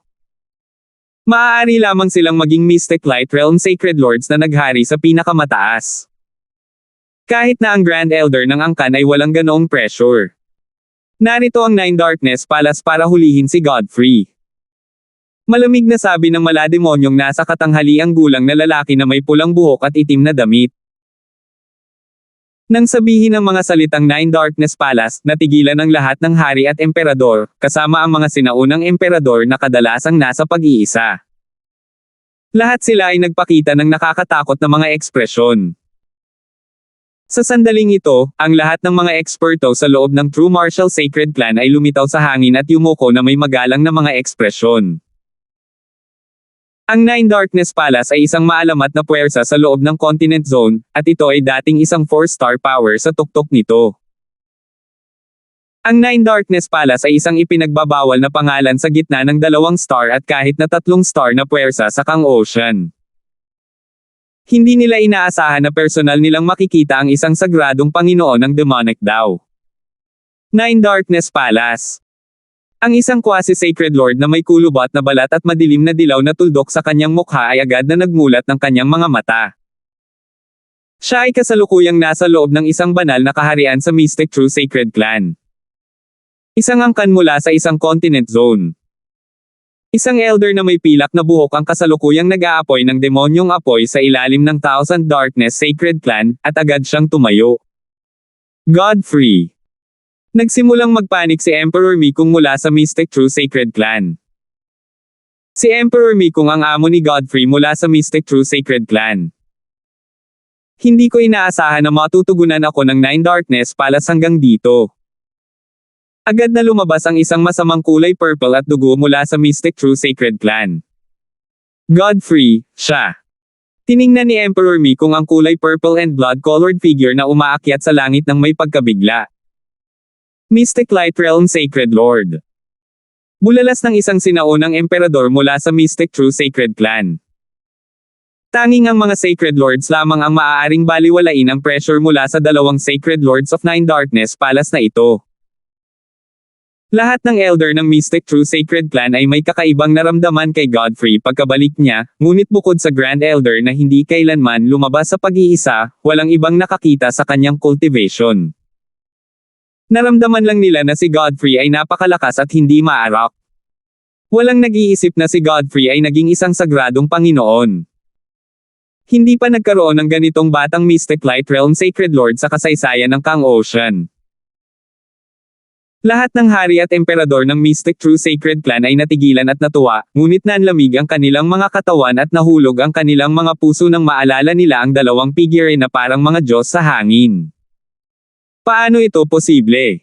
Godfrey. Ang numero 1 henyo ng Thousand Darkness Sacred Clan, si Mengshi, ay tumingin sa ganap na kakaibang Godfrey at hindi nakalma mula sa kanyang pagkabigla sa napakatagal na panahon. Hindi niya inaasahan na si Godfrey ay naging Sacred Lord pagkabalik niya mula sa Continent Zone. Sa sandaling ito, hindi na makakahabol si Mengshi kahit na matapos ang ilang daan o kahit 1,000 taon. Higit pa rito, mula sa mga salita ni Godfrey, tila siya ay hinahabol ng 9 Darkness Palace hanggang sa bumalik siya sa True Martial Sacred Land. Hindi maisip ni Mengshi kung gaano kalakas si Godfrey para mabuhay siya sa pagtugis ng pinakamataas na puwersa ng demonic daw ng Continent Zone. Hindi katakataka na ang isang sulyap mula kay Godfrey pagkatapos niyang bumalik ay maaaring mawalan siya ng gana na lumaban. Godfrey. Nagbago ang ekspresyon ng dalawang Sacred Lords mula sa 9 Darkness Palace habang nakatingin sila kay Godfrey. Nagsimulang maging solemn na ang mga ekspresyon nila. Nakaligtas si Godfrey sa maraming pagtugis mula sa 9 Darkness Palace, at nasugatan pa niya ang Sacred Lord Dark Lotus. This time, malayo na ang narating nilang dalawa para makarating dito. Hindi sila pinayagang mabaygo. Malungkot ang ekspresyon ni Godfrey. Hindi siya masyadong kumpiyansa sa pakikipaglaban sa dalawang early stage na Mystic Light Realm Sacred Lords ng sabay-sabay. Nagtataka ako kung ano ang ginawa ni Godfrey para sa Elders of 9 Darkness Palace na personal na pumunta dito sa True Martial Sacred Land. Isang elder na may kulubot na balat at mga tuldok sa kanyang mukha ay dahan-daang lumutang palabas mula sa ipinagbabawal na bakuran ng Mystic True Sacred Clan at nagtanong sa isang magalang na tono. Bilang isang sagradong Panginoon, naramdaman niya kung gaano kakilakilabot ang dalawang upper echelon na miyembro ng 9 Darkness Palace. Grand Elder. Lahat ng mga miyembro ng upper echelon at mga disipulo ng Mystic True Sacred Clan ay yumuko. Isang itim na nakasuot na elder na may pilak na buhok ang lumitaw sa labas ng malaking bulwagan ng isa pang pangunahing espiritual na tuktok at tahimik na pinanood ang lahat. Pinatay ni Godfrey ang lahat ng mga elite mula sa 9 Darkness para sa Divine Illusion Dimension. Ang gayong masama at masamang tao ay dapat parusahan ng 9 Darkness Palace. Sabi ng medyo may edad na lalaki na may pulang buhok at itim na damit. Malinaw na hindi niya sasabihin sa kanila ang tungkol sa pagpatay ni Godfrey sa mga Emperor mula sa 9 Darkness Palace at matinding pinsala sa isang Sacred Lord. Godfrey, kung alam mo kung ano ang mabuti para sa iyo, sumama ka sa amin, kung hindi, ang True Martial Sacred Land ay magtataglay ng walang limitasyong apoy ng galit mula sa Nine Darkness Palace, sabi ng malamig na babaeng nakaitim. Ano? Ang 33 2-star na kapangyarihan sa loob ng True Martial Sacred Land ay agad na napuno ng takot at gulat. Sa kanilang mga mata, isinasantabi ang pinakamataas na 3-star demonic Dao Force mula sa Continent Zone, kahit na ang normal na 3-star forces ay mga halimaw. Gayunpaman, hindi sila pinahintulutang magpasya ng anuman. Ang gulat ay lumitaw sa mukha ng Sacred Lord Thousand Darkness. Mula sa kanyang pananaw, ang dalawang Sacred Lord sa langit lamang ang nagawang sirain ang buong True Martial Sacred Land. Higit pa rito, si Godfrey ay hindi isang disipulo ng Thousand Darkness Sacred Clan. Hindi niya talaga gustong lumitaw ang isang batang Sacred Lord sa Mystic True Sacred Clan sa simula. Mga senior, tiyak na may hindi pagkakaunawaan. Paanong ang isang alagad ng aking angkan ay makakapatay ng mga henyo ng Nine Darkness Palace? Sabi ni Sacred Lord Mingo mula sa Mystic True Sacred Clan. Kahit na si Godfrey ay may mga palatandaan ng pagsasanay sa demonic Dao, susubukan niyang protektahan si Godfrey hanggat kaya niya dahil si Godfrey ang pinakabatang Sacred Lord sa kasaysayan ng Mystic True Sacred Clan. Tumingin si Godfrey kay Sacred Lord Mingo na may pambihirang tanda ng pasasalamat. Kung tutuusin, sa lugar na ito siya nagtanim mula pa noong bata pa siya. Ang True Martial Island Zone ang kanyang tahanan, at narito rin ang kanyang mga magulang. Kinu-question mo ba ang Nine Darkness Palace? Ang malamig na babae na nakasuot ng itim na damit ay umungal at nagpakawala ng nakakatakot na kapangyarihan na naging dahilan upang hindi makahinga ang hindi mabilang na mga nilalang sa ilalim nila. I don't dare to do so. Sana lang ay bigyan ako ng Nine Darkness Palace ng pagkakataon. The Mystic True Sacred Clan is willing to pay any price. Malungkot ang ekspresyon ng Sacred Lord Mingo habang patuloy siyang nagsasalita. Kasabay nito, nag-message siya sa Grand Elder ng Thousand Darkness Sacred Clan at nakiusap sa kanya na tumulong. Handang bayaran ng True Martial Sacred Clan ang anumang halaga para sa pagkakasala ni Godfrey sa Nine Darkness Palace. Sa wakas ay nagsalita si Sacred Lord Thousand Darkness pagkatapos nangako sa kanya ang Grand Elder ng Mystic True Sacred Clan ng maraming gantimpala. Ha. Ang mga langgam mula sa karagatang Kang ay nangangahas na huwag pansinin ang Nine Darkness Palace. Ang demonic Dao Sacred Lord na may pulang buhok at itim na damit ay nagalit sa galit habang siya ay umuungal sa pagtawa. Godfrey, sisirain ko ang Mystic True Sacred Clan ngayon, huhulihin ka, at ibabalik kita sa Nine Darkness Palace. Ang malamig na babae na may suot na itim na damit ay naningkit ang kanyang mga mata, at ang pinakamataas na aura ng demonic Dao ay lumitaw sa langit at lupa at durog pababa na parang bumabagsak ang langit. Hindi maganda. Ang dalawang Grand Elder ng Mystic True Sacred Clan at Thousand Darkness Sacred Clan pati na rin ni Godfrey ay nagpalipat-lipat ng kanilang sacred power upang labanan ang nakakatakot na pressure na ito. Napakalakas. Ang kanilang lakas ay halos umabot na sa antas ng isang late stage na Mystic Light Realm. Gulat na sabi ng Sacred Lord Thousand Darkness. Ang mga Sacred Lord mula sa Kang Ocean ay wala sa parehong antas ng Sacred Lords mula sa Continent Zone. Ang lahat ng mga eksperto mula sa 33 panig na espiritual na mga taluktok ay bumalik na sa kanilang mga puwersa. Matanda Mingo, kung hindi mo siya anyayahan ng mabilis, atras ako. Nag-message ang Sacred Lord Thousand Darkness. Ang pakikipaglaban lamang sa aura ng dalawang maagang yugto ng demonic Dao Sacred Lords ay napakahirap. Higit pa rito, sa likod ng dalawang Sacred Lord na ito ay naroon pa rin ang Nine Darkness Palace. Grand Elder, aalis na ako. Ang boses ni Godfrey ay narinig sa isip ni Sacred Lord Mingo.